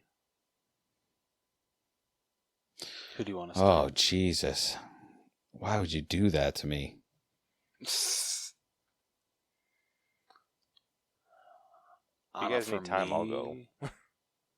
I mean, I think I got it. Unless you want to go, Caleb. No, feel free. No. You know what? Number 3, Agent Smith. Number 2, Trinity, and then number 1, Morbius. Morpheus? Sorry, I meant Morpheus. How I'm sorry. Dare you? Jared Leto is not in this movie at all. I'm sorry, Morpheus. Yeah, sorry, Neo. He got bumped to 4. I actually might agree with you. Yeah, like I was flip-flopping with Morpheus and Trinity as number 1. Yeah. But yeah, I think I liked Morpheus just like a tad better. I would have to say, honestly, this is going to sound weird, I think, but I would put Carrie-Anne Moss number 3. I would put Lawrence Fishburne number 2, and I would put solely for his interrogation speech, I would put Agent Smith at number 1. Because like when he finally goes full tilt crazy, like when that starts, from the moment that he's in that interrogation room until they are like, he doesn't know, like that is a crazy performance that Hugo Weaving does, and I very much enjoy it. I would watch that scene. If someone said you had to watch that scene from that movie once a week, I would do that. Fair enough. Yeah, dude, Hugo Weaving is an amazing actor. Like, there's so much that he does, like, performance-wise. It's insane. And it's not even all with, like, his face. It's his body motions, too. Dude, when he's squeezing Morbius's head, I'm just kidding, Rose. Morpheus's head, when he's doing that, when he's, like, just telling him how disgusting that he thinks he is, and he doesn't want to be infected by the human race, and he looks disgusted, like you can see that he's like squeezing his skull, like it is so good. Yeah, it is. Yeah. Dude, it's great. Like, Hugo Weaving is like a master performer. Like, and if you guys need any like help believing that, V for Vendetta, like the emotions that he's able to portray from behind a mask is insane. So it's really good that we're not breaking down V for Vendetta, because I would give that 2 farts down. Like, I was way not a fan. That movie bored me to death. Like, I had to fight. I don't even think I finished it, and I had to fight through what I saw. Like, I was so not. I don't know that I'm not saying it was a bad movie. I'm saying that I don't think I knew what that movie was. And when I watched it, I was like, this is not, I don't want this. I don't want any of this. Yeah, I mean, overall, it's not like the best, but I think Hugo Weaving's performance saves it for me.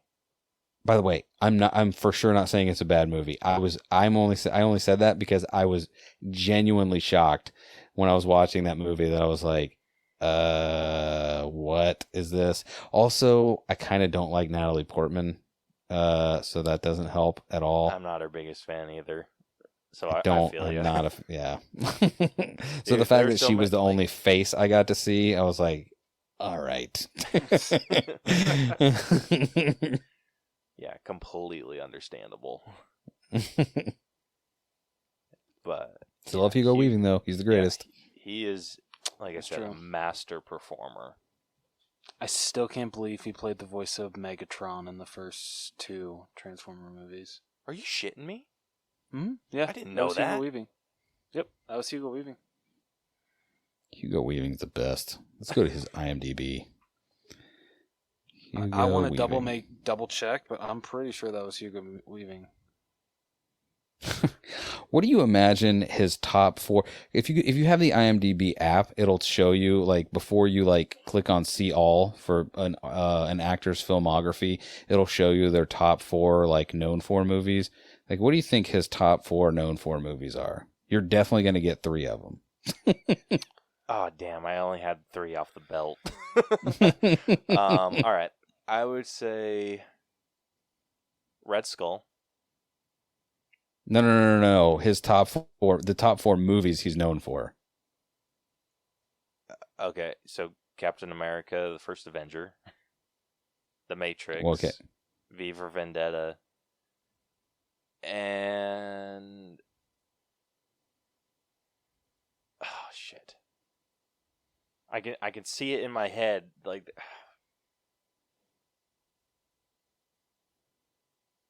am I thinking Hugo? Rose, do you have a top 4 that you think are his top 4? Maybe just to like change it up from Caleb a little bit. I don't even know if he was in all 3, but the 3 Lord of the Rings films, and let's go with The Matrix as well. Okay, it was Caleb, you got V for Vendetta, but of course it was all 3 Lord of the Rings movies. Oh, that was so funny. I love that you picked the first Avenger. Like, no, compared, Hugo Weaving is bigger than the MCU. Nobody cares that he was in those movies at all at IMDb anyway.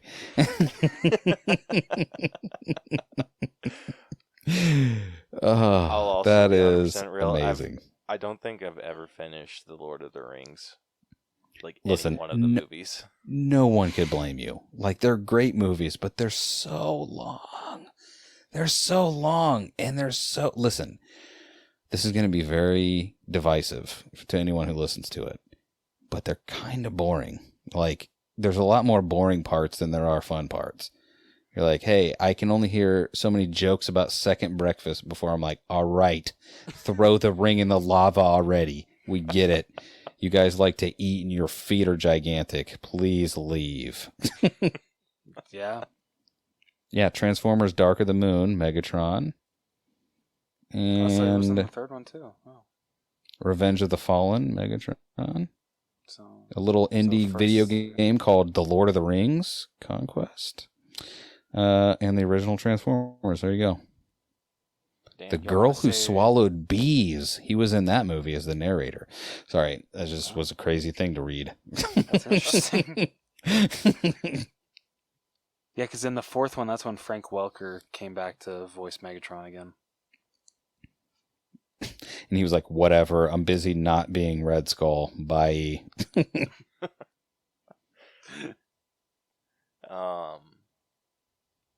Anyway, getting back into acting, I think, like I said, this was one of Keanu Reeves' best performances for me. And honestly, did you even see John Wick? I have seen John Wick, and I think he's done better. I've never even seen any John Wick films. So. Listen, if me not seeing Into the Spider-Verse is crazy, you not seeing at least the first John Wick movie is at least adjacently as crazy. Like, that movie, like, The Matrix is basically, like, the lobby scene is a prequel to John Wick. Okay. I like it. Dude, I feel like in my heart of hearts, the only reason that I docked for acting at all was because of that one moment where they were showing Neo something and he's just like, whoa. How dare you? He just saw a man jump from one building to another building, and his reaction was actually understated and a little subdued. He said, whoa, because he just saw a human man jump from one skyscraper to another. Bill. Or was he Ted? How dare you? I don't know. He's Ted. Okay, yeah. That one reaction turned him from like super cool Neo into Ted for like a microsecond, and I was just like, no. Also, on the subject of Keanu Reeves acting, have you ever seen the comic book film Constantine?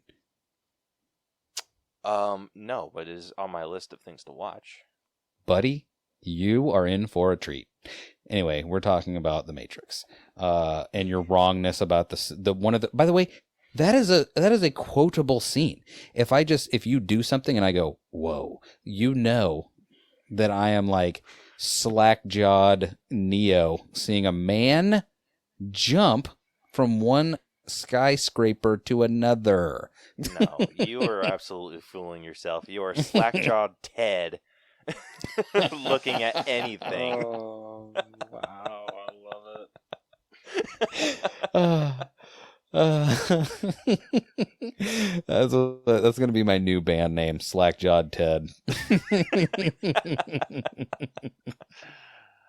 Oh, man. Our opening song, fellas, it's called Jumpin' Skyscrapers. Let's go. All right, moving on over to character development. We are sitting at a 90.3 collectively. I agree with that. Even though I would say Lawrence Fishburne's character had, 0 to 1 out of 100 character development. Mine, I think I already said how I felt about the only two really that matter is Neo and Agent Smith. Like, they had an alarming amount of development by the end.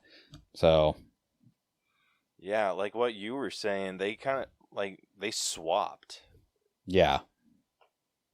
And go ahead. It was great, just like the way that they swapped their perspectives, where Neo became the one that knew like what he was doing with like absolute confidence, and Smith was just like you said, going nuts. Well, you can see in that hallway fight when he stands up and they both are running at each other, like before he, jumps into his body, like when they're actually fighting, like you can see like that again, this goes to Hugo Weaving's acting. Like you can see that he is like confused, scared, like he does not know what's happening right now. He cannot fathom what is happening because nothing like this has even come close to being a thing, and he's already unhinged, and now he is losing a fight. What? Like, it shouldn't be. So yeah, I don't know. I think that all led to an amazing end with those two. Have you guys seen that that one meme from with that scene where they're saying when you've gone through the boss fights, gone through all the boss fights, but it's the last one that keeps whooping your ass, and it's while you're going through all the other ones, and it just shows Neo doing the weird one-handed fight, hand behind his back fighting. Yeah, that's all. That's that's what I was thinking during that whole scene, but it is still super cool to watch, just how badass he gets. Dude, because you see, that is, to me, it's the craziest to see the agent get frantic. He is clearly he knows he's in danger and he is fighting for his life, which he's never had to do before. Yeah. And I really appreciated the way that they did the build up into kind of different key points for Neo, where it became learning what the Matrix is, and then learning what he had to do mentally to be able to control the Matrix, and then getting to that point where he finally could. I love how just those little checkpoints in his story are just so distinct and clear. Well, they're distinct and clear, and they're not just distinct and clear to us watching this happen. They're distinct and clear to him. Because if you remember, too, like right when they put the bomb in that elevator, like what does he say right before he shoots the final cable out when he grabs Trinity? There is no spoon. Boom. And the elevator goes down, it explodes everything out, and it's freaking crazy. And I mean, he learned that from a little kid that he met right before he met the Oracle, who told him he was not the one. So I don't know. It was great. Yeah, like, it was so good. Like, it just like the way that they performed all of that, and like, especially with his chat with the Oracle, like having all these people tell you that you're the one, you're the one, you're the one. And then having like the person whose opinion they trust the most tell you that you're not, like that. Like I could see how devastating that would be, and then just like would throw him into that role. Like, okay, I got to do something. Like even though I'm not the one. How about poor APOC?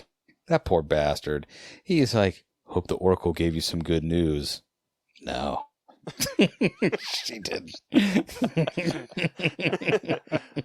Not even close. But. She did not. As far as you'll ever know, APOC, I am not the one. Yeah. I'm going to be one of the last faces you see before you die. While I am not the one. Oh, by the way, I know that we already passed it by, but can I just say one more thing too about acting? Acting, like, that's one thing. It didn't dawn on me until this watching of it too, that like when Cypher is having the conversation with Trinity on the phone, and like we see them in the room, and with Trinity on the phone, and people are dying there, and he's back on the ship, and he's going from person to person, and he's talking to them, and he's right in their face or whatever. I'm like, oh yeah, like this isn't happening at the same time. Like he is actually having to do this, like to these. I think it was what you were saying before about that guy Joey Pants, that played Cypher. Like he's an amazing actor, and I think that scene was like one of his like shining moments where he, you know, right before he got taken out, of having to have this conversation with, you know. We know how acting works. He was having that conversation with nobody. So I don't know. And it looked very convincing. So I don't know. I don't know why that shot back in my head, but yeah, that was a great, or I guess I was thinking of APOC dying. That's why. So I love that they didn't like try and tease that betrayal super hard or like try to drag it out. Like, I'm glad that they just like, went to him being shady and then immediately went into him having, like, a super shady deal. Yes. Like, none of this, like, we're going to try and redeem him. Like, no. Cypher has a job, and he is Judas, and there is no time when Judas is like, I don't know. He's like, nope, I love silver. Give it to me. That's Jesus right there. Get him. Jesus has all the codes. Yeah. One thing that kind of confused me about that, how is he able to have that secret meeting without anyone knowing? So that I'm sure that I'm going to like, again, if I had not just watched this movie today and had thought more about it and was able to get my Google fingers on and try and figure it out why, I'm sure there's some kind of explanation for it that is in the Matrix-averse. But yeah, that's the two questions I have is how did he do that without anyone knowing? But also, what was he looking at whenever Neo came up and scared the bejesus out of him? Because remember, he was sitting there at like just looking at the screens, and Neo's like, sup? And he's like, oh my God. And he does change like one of the screens, but then that's when he gives him like the booze or whatever. But like, because he's clearly startled, but is he scared that he sees something and then realizes, oh, Neo can't see this code for what it is, so he doesn't know what I'm looking at. Like, those are two questions I have about stuff Cypher was doing. Yeah. I mean, unless we have anything else to say about character development, like we can get into talking about the effects, because there's like that one effect that I really want to talk about. I'm like, sure it's the one right after he says, "There is no spoon." Boom. So you guys have anything else to say about the character development? No. I don't think so. All right. So like I said, we were sitting at a 90.3 for that. Getting on to effects, we are sitting at a 92.3.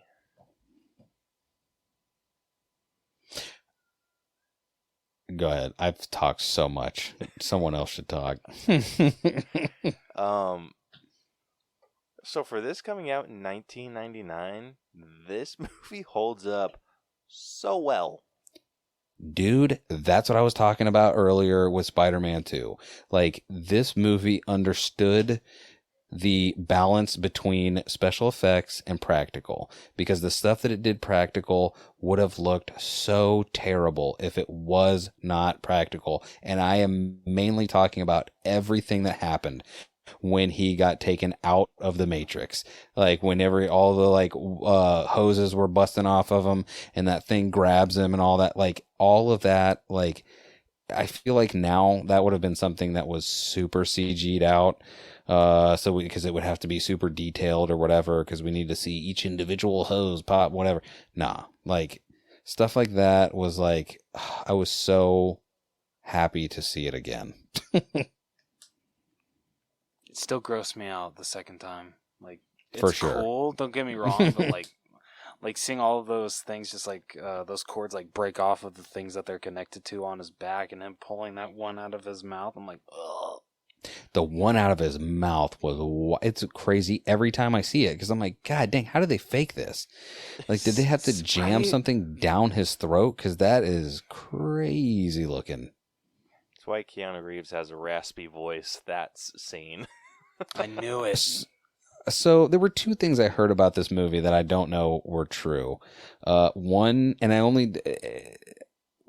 don't think is true because of the other.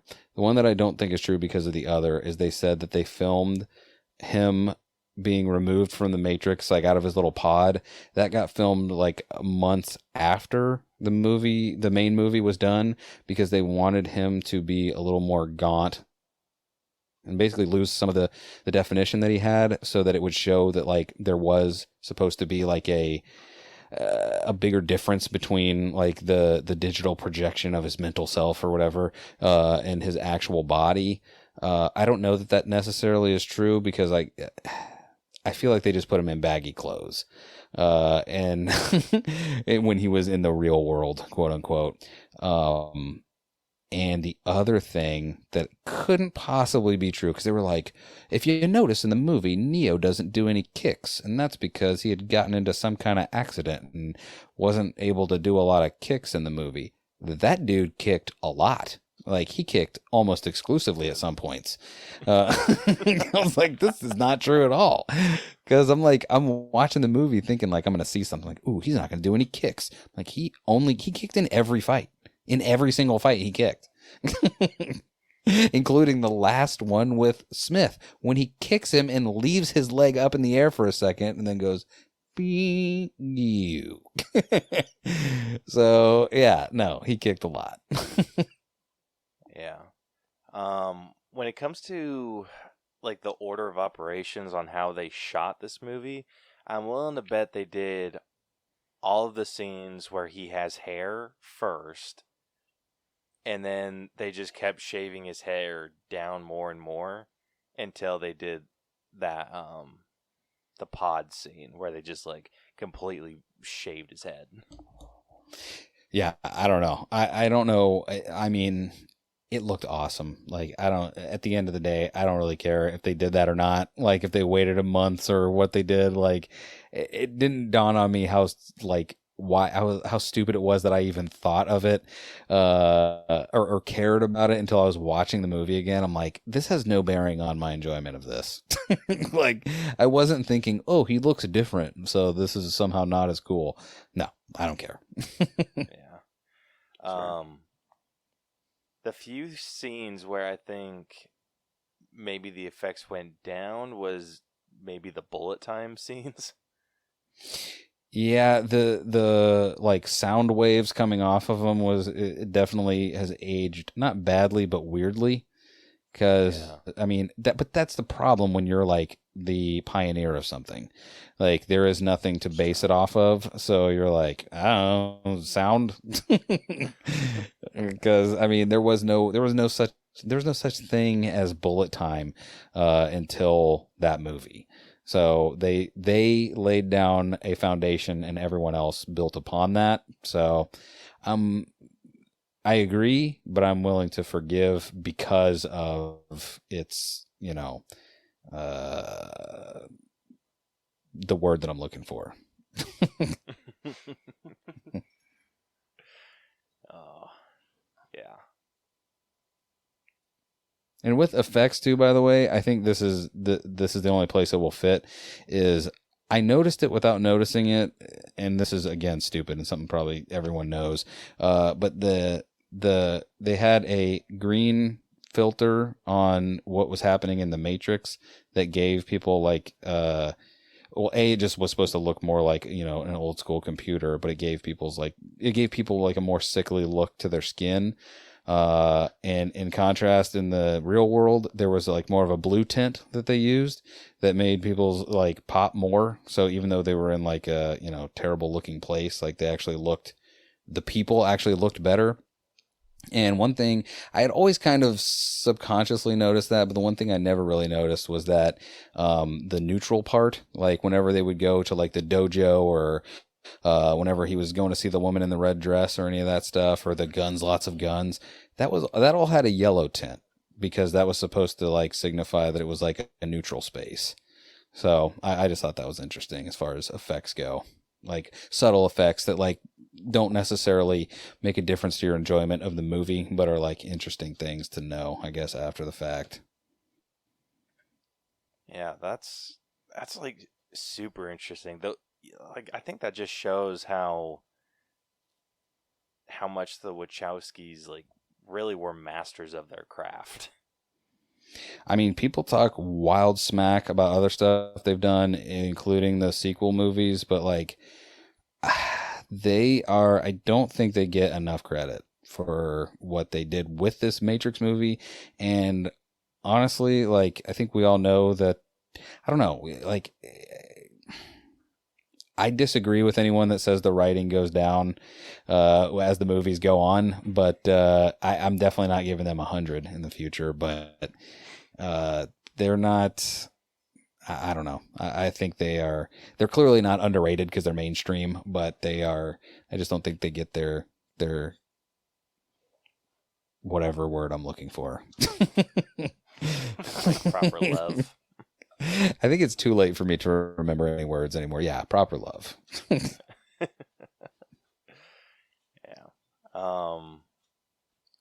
But yeah, like we said, for a movie that came out in 1999, it stands the test of time. Very Honestly, watchable still. Yeah, the only thing that truly ages this movie is the technology that they use. Other than that, it is rock solid. And even then, like the cell phones that they use are not like, they're not super prominent.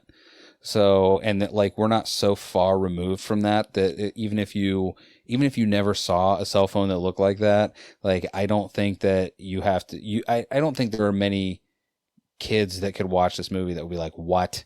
Like, hey man, you see there's numbers on it. You see they put it up to their head and talk. Like you've used a phone before. Just because it's touchscreen doesn't mean you forgot how phones work.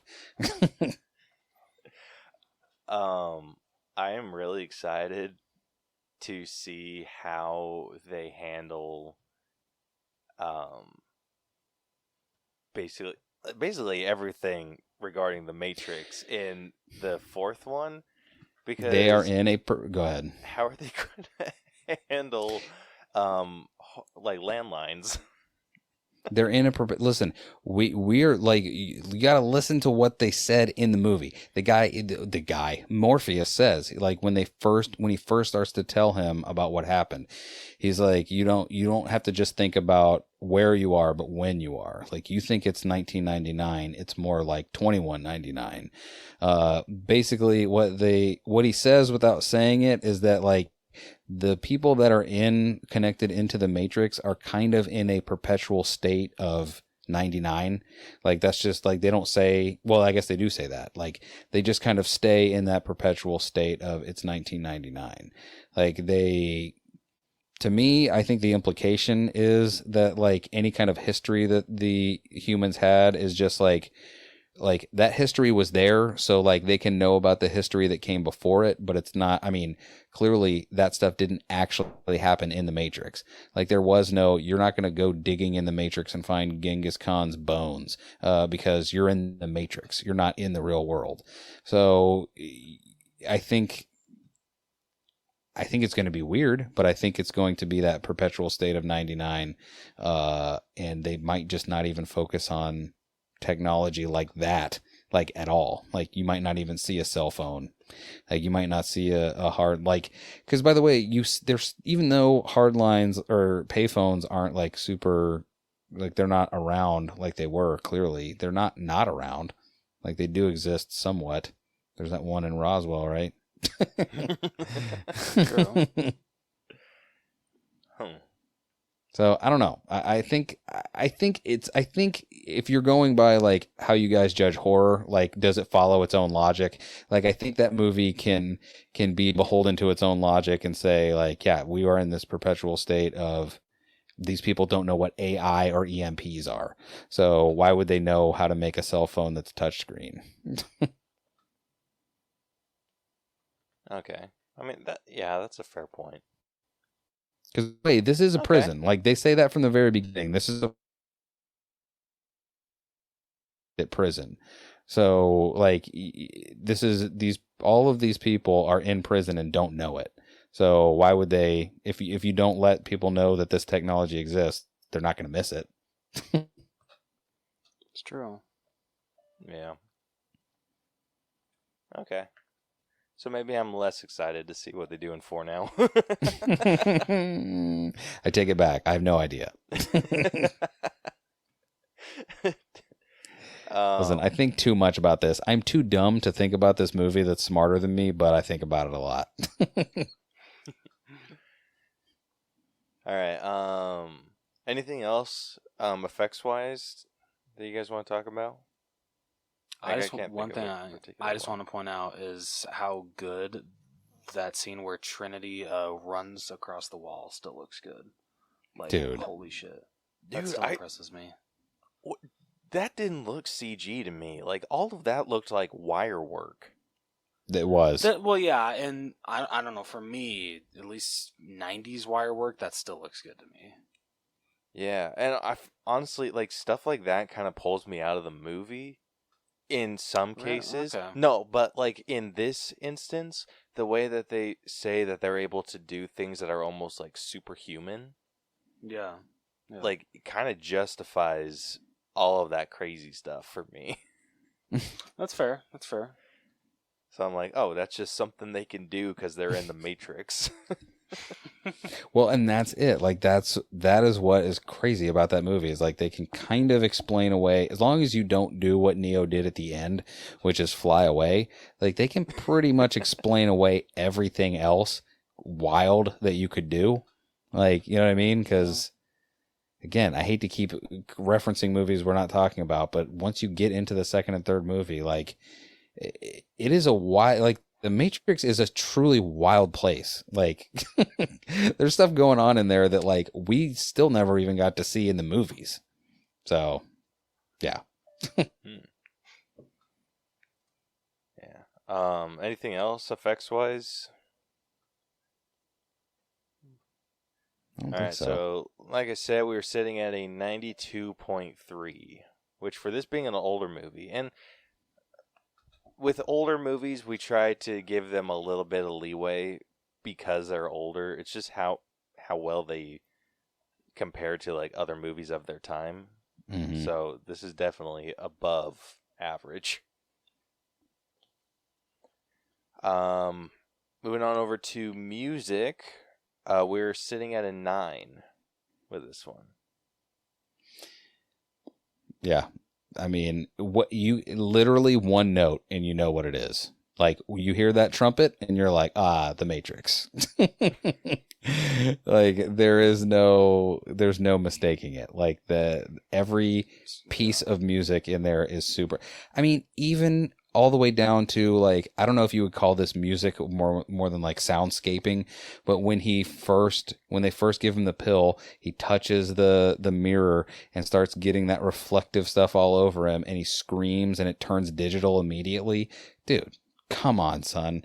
Like that is amazing. Like that, everything so good. Yeah. Like we've discussed changing music to just straight up audio, but like music is just kind of everything because we've used it to like score how well horror movies use silence. Yep. So, Yeah, I mean it's ultimately we could probably just change it to audio, but I'm lazy. No, I mean it works. Like it's yeah, I mean it's what is it? They have the what do you call it? The symphony? What is it called? What is it called when you have a bunch of instruments and it's playing for a movie? Why can't I say the word? Orchestra? There it is. They have, it's basically the whole thing is an orchestral a deal that it seems like mostly brass until the very end when they have that, I don't know, whatever that song is. It's like dung dung dung dung dung dung.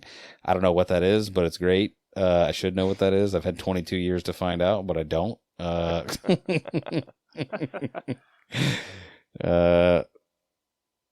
yeah, I don't know. I don't know what else to say about it other than like you anyone could play any part of any Matrix song that's played during the movie, and you would know it's from the Matrix. Yeah, I can absolutely agree with that. Oh yeah. Personally, the only reason I didn't give it a little bit higher was because it doesn't get quite as stuck in my head as other like really famous scores. Like if I heard it, I could tell you what the Matrix score sounds like. Or yes. Like if you played it for me, I could be like, "Oh, that's Matrix."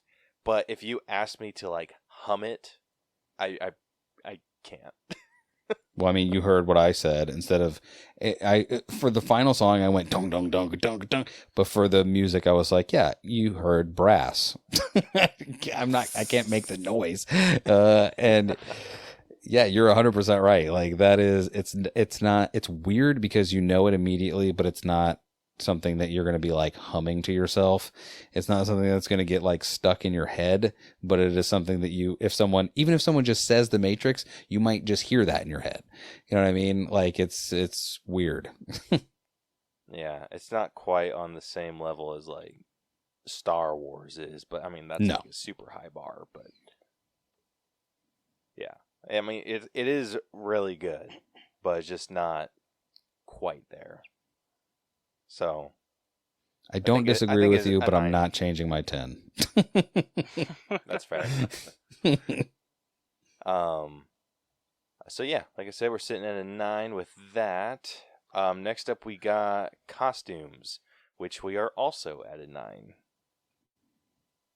I mean, this was a movie made in 99 by 90. Was as 1999 as you get when it comes to costumes. They were like, hey man, you ever heard of this place called Hot Topic? Well, good news. We got all the Hot Topic suits that you could wear. Like it was like that movie was 100% the 90s. Like, yeah, fair enough. By the way, they all looked awesome. They looked awesome in a time when we like wanted superheroes.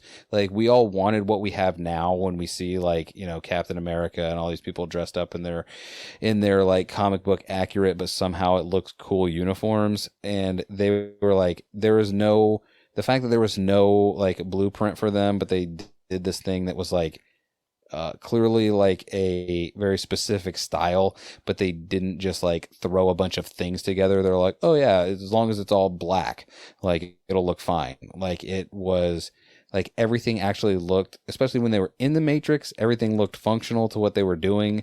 Like you could say like, oh, who would wear a long trench coat? Oh, I don't know, a guy trying to hide many guns as he goes into a to do a gun shooting lobby scene. And then that was contrasted perfectly with the real world where they're like, here's some potato sacks that are empty. Good luck. You're like, oh yeah, they literally were having to roam around in the sewers of the Matrix. Like you heard him at one time, we got to get up to hacking depth. Like that's what they were doing. They were just rats in the sewer. Yeah. Oh.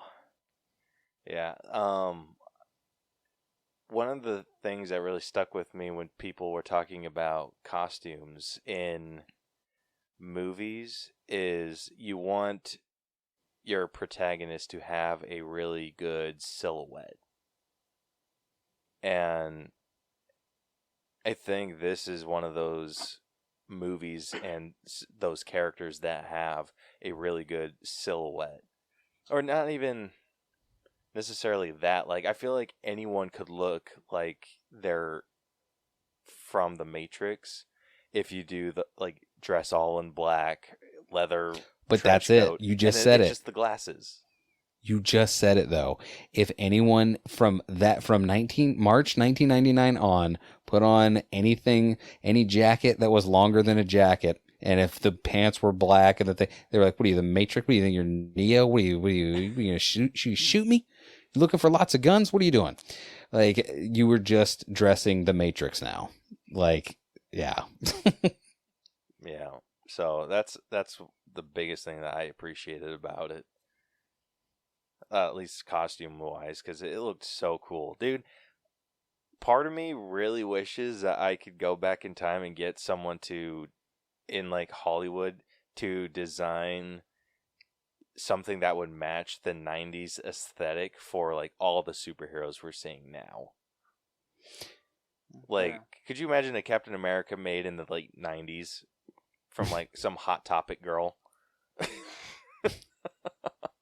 One thing I would like to see though, and it was pointed out to me a long time ago, and I usually look for it in movies and I forgot to in this one, is when there are heroines and they are doing all their fighting and kicking, and they seem to be in footwear that someone who is fighting would absolutely never wear, i.e. high heels of some kind. Like, I would like to go back and see if they put Trinity in high heels at all, because I think that would take...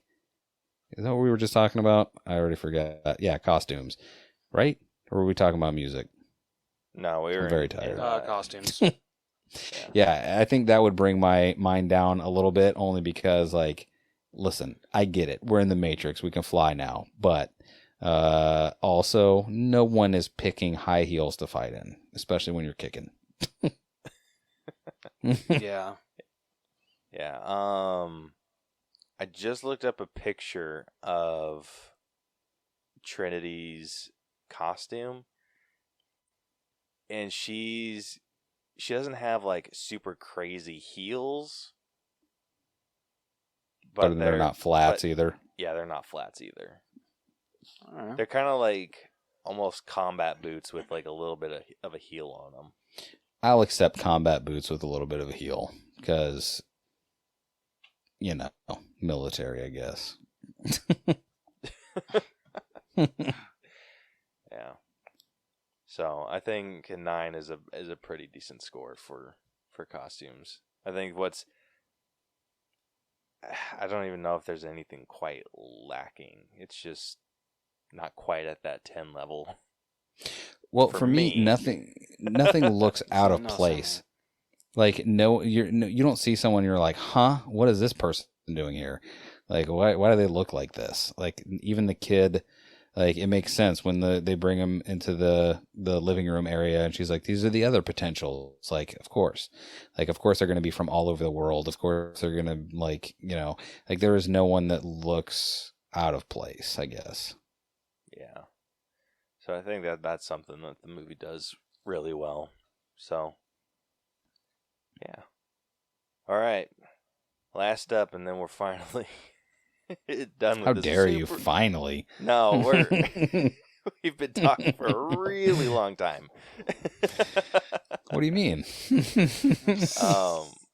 We only started when it was daytime.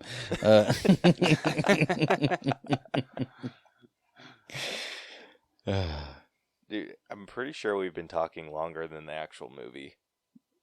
For sure. The movie was 2 hours and 16 minutes, so... We're pushing 4, aren't we? Yeah, we're pushing. 4 hours?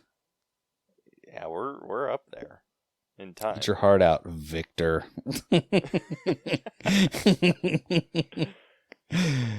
Yeah,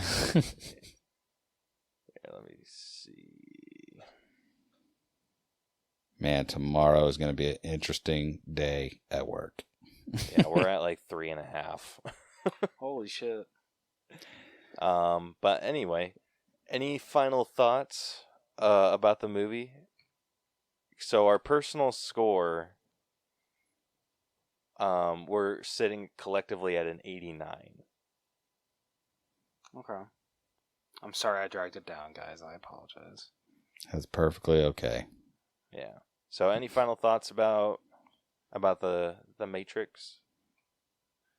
Rose? I mean, not really. Like I said, I didn't unfortunately enjoy it as much as I did when I was a kid. It's still a really good movie. I still have a good time with it. Just wasn't as like good as I remember. Just my opinion. Yeah. Well, fair. you're fired. Yeah, I feel I'm gonna get a lot of hate. Please, if you get any hate for that, send them my way. I'll tell them what's up. All right, DJ, what about you? I mean, listen, this is the second time I've been on this show and been like super biased, like, because the first time, I think the first episode we ever did, we did a Kumail Nanjiani movie, and I love that dude, and I wanted him to be famous so bad, and I gave that movie like 10 out of 10 all the way down, and now he's in the Eternals, so I was right. So on the streak of being right, like, if somehow you haven't watched The Matrix, I am so jealous of you. Like, if you're listening to this right now and you have never seen The Matrix, know that I want to be you. And I want to watch this movie the way you are about to watch it when you finally do go see it.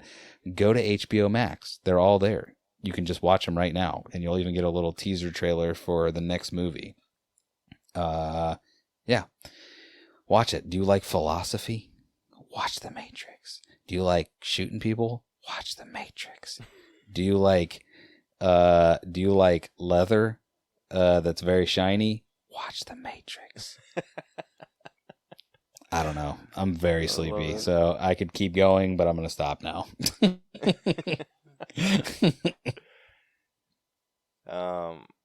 Yeah, like, this movie is fantastic. It's definitely one of those cinematic staples. I don't think this is ever going to age out of relativity.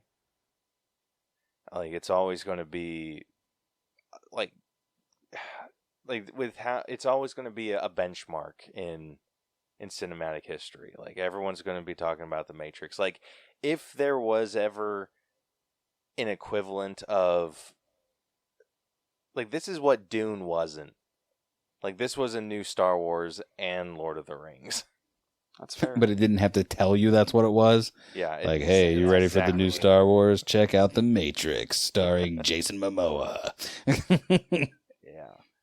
So, I highly, highly recommend you watch this if you haven't. It's definitely like a fantastic one to see. But with that, like I said, our personal grades averaged out to an 89. So that brings the final All Bros and Untrained Eye letter grade for The Matrix to A-.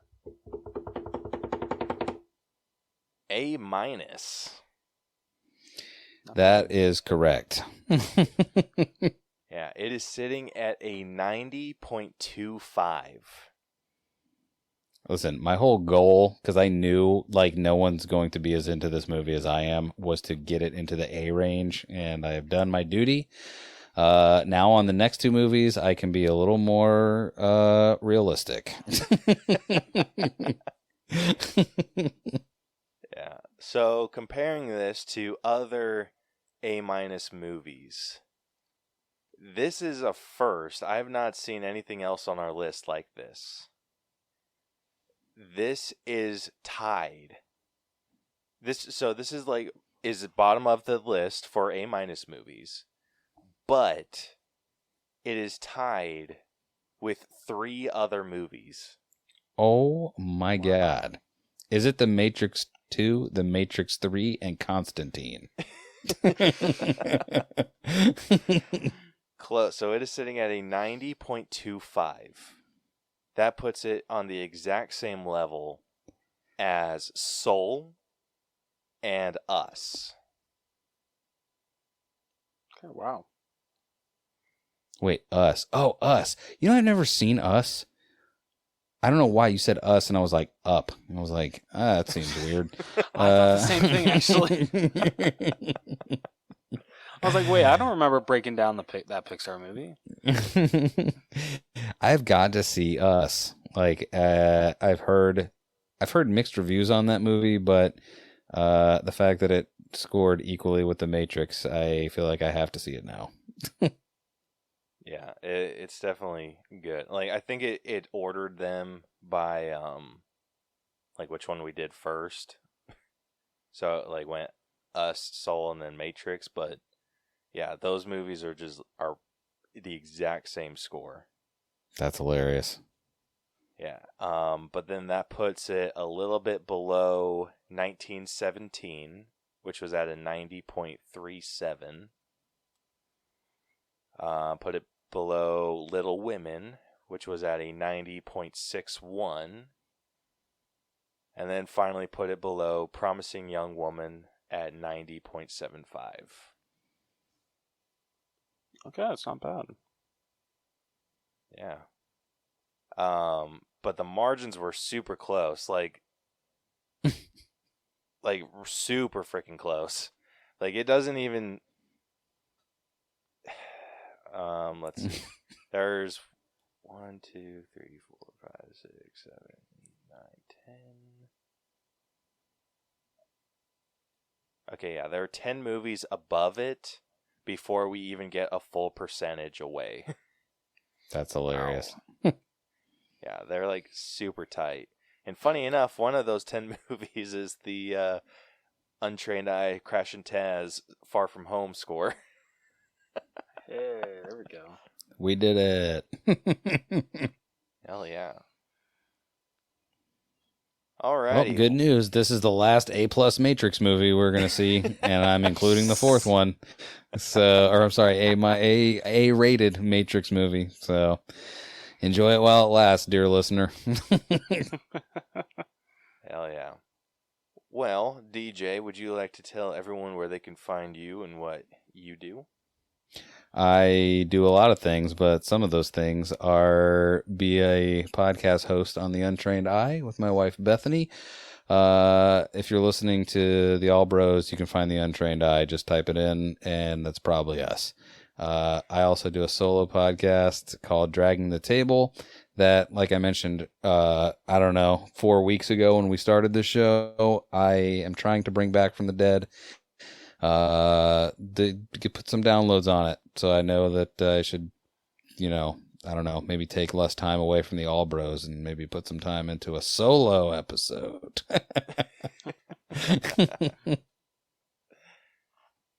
Oh, I'm sure there's other stuff, but Actually, if you live in the Hillsborough County area in Florida and you need a job, DM me because I need to hire some people so bad. Do you want to work with your favorite podcaster? DM me at Untrained Eye Pod. Dude, how crazy would it be if you did get an interested so party in from our show? It would be super weird, but I would be down for it.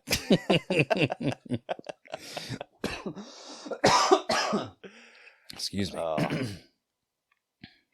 Well, we enjoy having you on, and we are looking forward to our crazy December. Yeah. I'm so sorry that I've done this to you. I'm sorry. I'm sorry to you guys.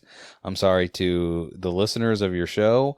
I'm sorry to N, the Twitter guy. If you're still here, I'm sorry for what I said earlier. I was mean and I shouldn't have been. I talked too much and I'm sorry. I'm so sorry. It's midnight 30. Yeah, no apologies needed. These breakdowns are so fun. They are. All right, well, if you like this episode, want to hear more of our stuff, be sure to follow and subscribe to us wherever you listen to podcasts. We are basically everywhere. You can also catch all of our episodes on YouTube, or you can follow us on social media if you want to hit us up with an episode idea, answer our question of the week, or if you want to join us for an episode in January. Listen, I'll share the stage. If someone listen to me. This is what I say. As much as I would love to do all the Matrix movies, if someone comes up and is like, if someone reaches out to you, Caleb, and says, no, I have a lot of knowledge about these movies and I want to be the apologist that DJ only wishes he could be, have that person, okay? Because those movies deserve more recognition and more accolades than they get. So that's all I'm saying. But I'll do it. I'll do my best if no one else steps to the plate. Well, I'll let you know. Pretty sure we won't, but I'll let you know. You say that, but I wanted to do the Suicide Squad movie so bad, and the fact that guy got in before me, I love him. But man, I was so mad when you were like, this guy already came in and said he would do it. I wanted to hate that guy so bad. I wanted him to do terrible so I could be like, you see, you could have talked to me for 4.5 hours about this movie. But no, he did great, of course. Well,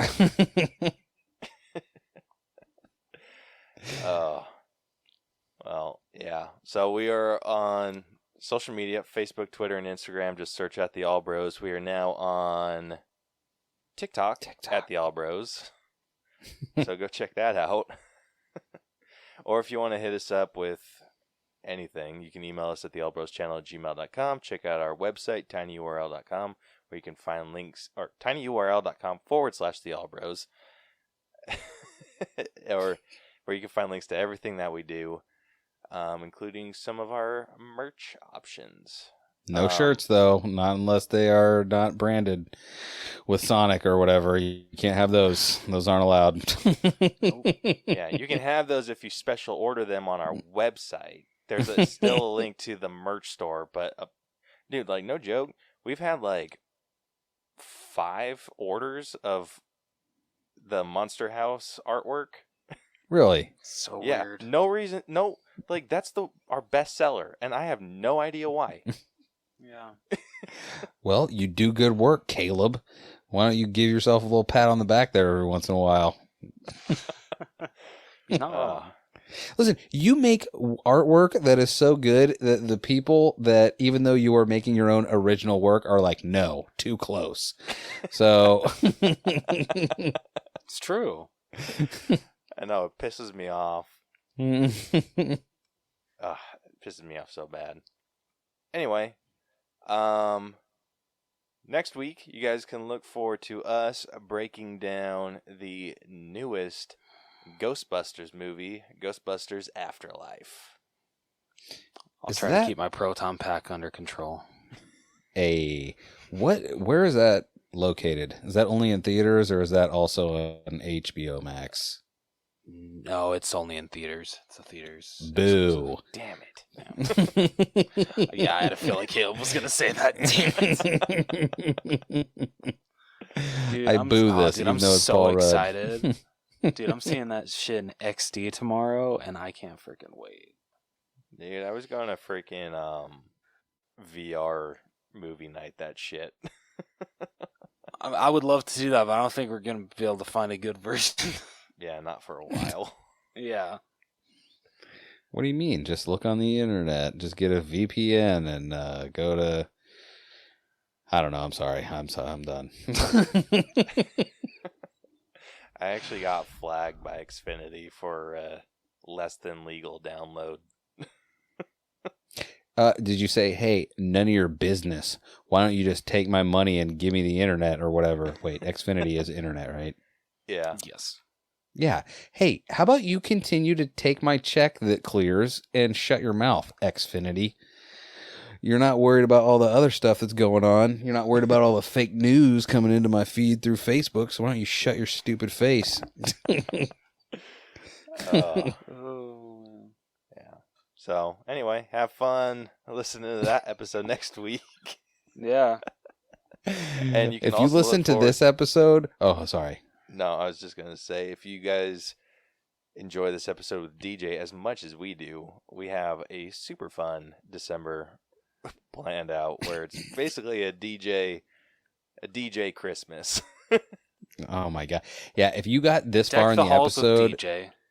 Oh god. I feel people... I feel the unsubscribes happening. They're like, nope, we're out. If you got this far in the podcast, I want you to go to Twitter, type in is it the All Bros or at All Bros? The All Bros. Go to Twitter, type in at the All Bros, find the post for this episode, and type in I made it to the end, hashtag too much DJ. Type in that. No, you can just go I made it to the end, hashtag not enough DJ. TOOMUCH DJ. We'll see who wins, the too much DJs or the not enough DJs. Nah, he's tired. He doesn't know what the hell he's talking about.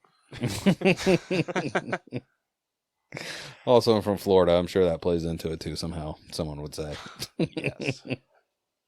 All right. Well, with that, we will catch you guys next week. Until then, this has been the All Bros Podcast. I'm Caleb. And I'm Jonathan. And we'll see you guys next week. Deuces. So long. I'm sorry. I'm too tired to do the voice. Bye, y'all.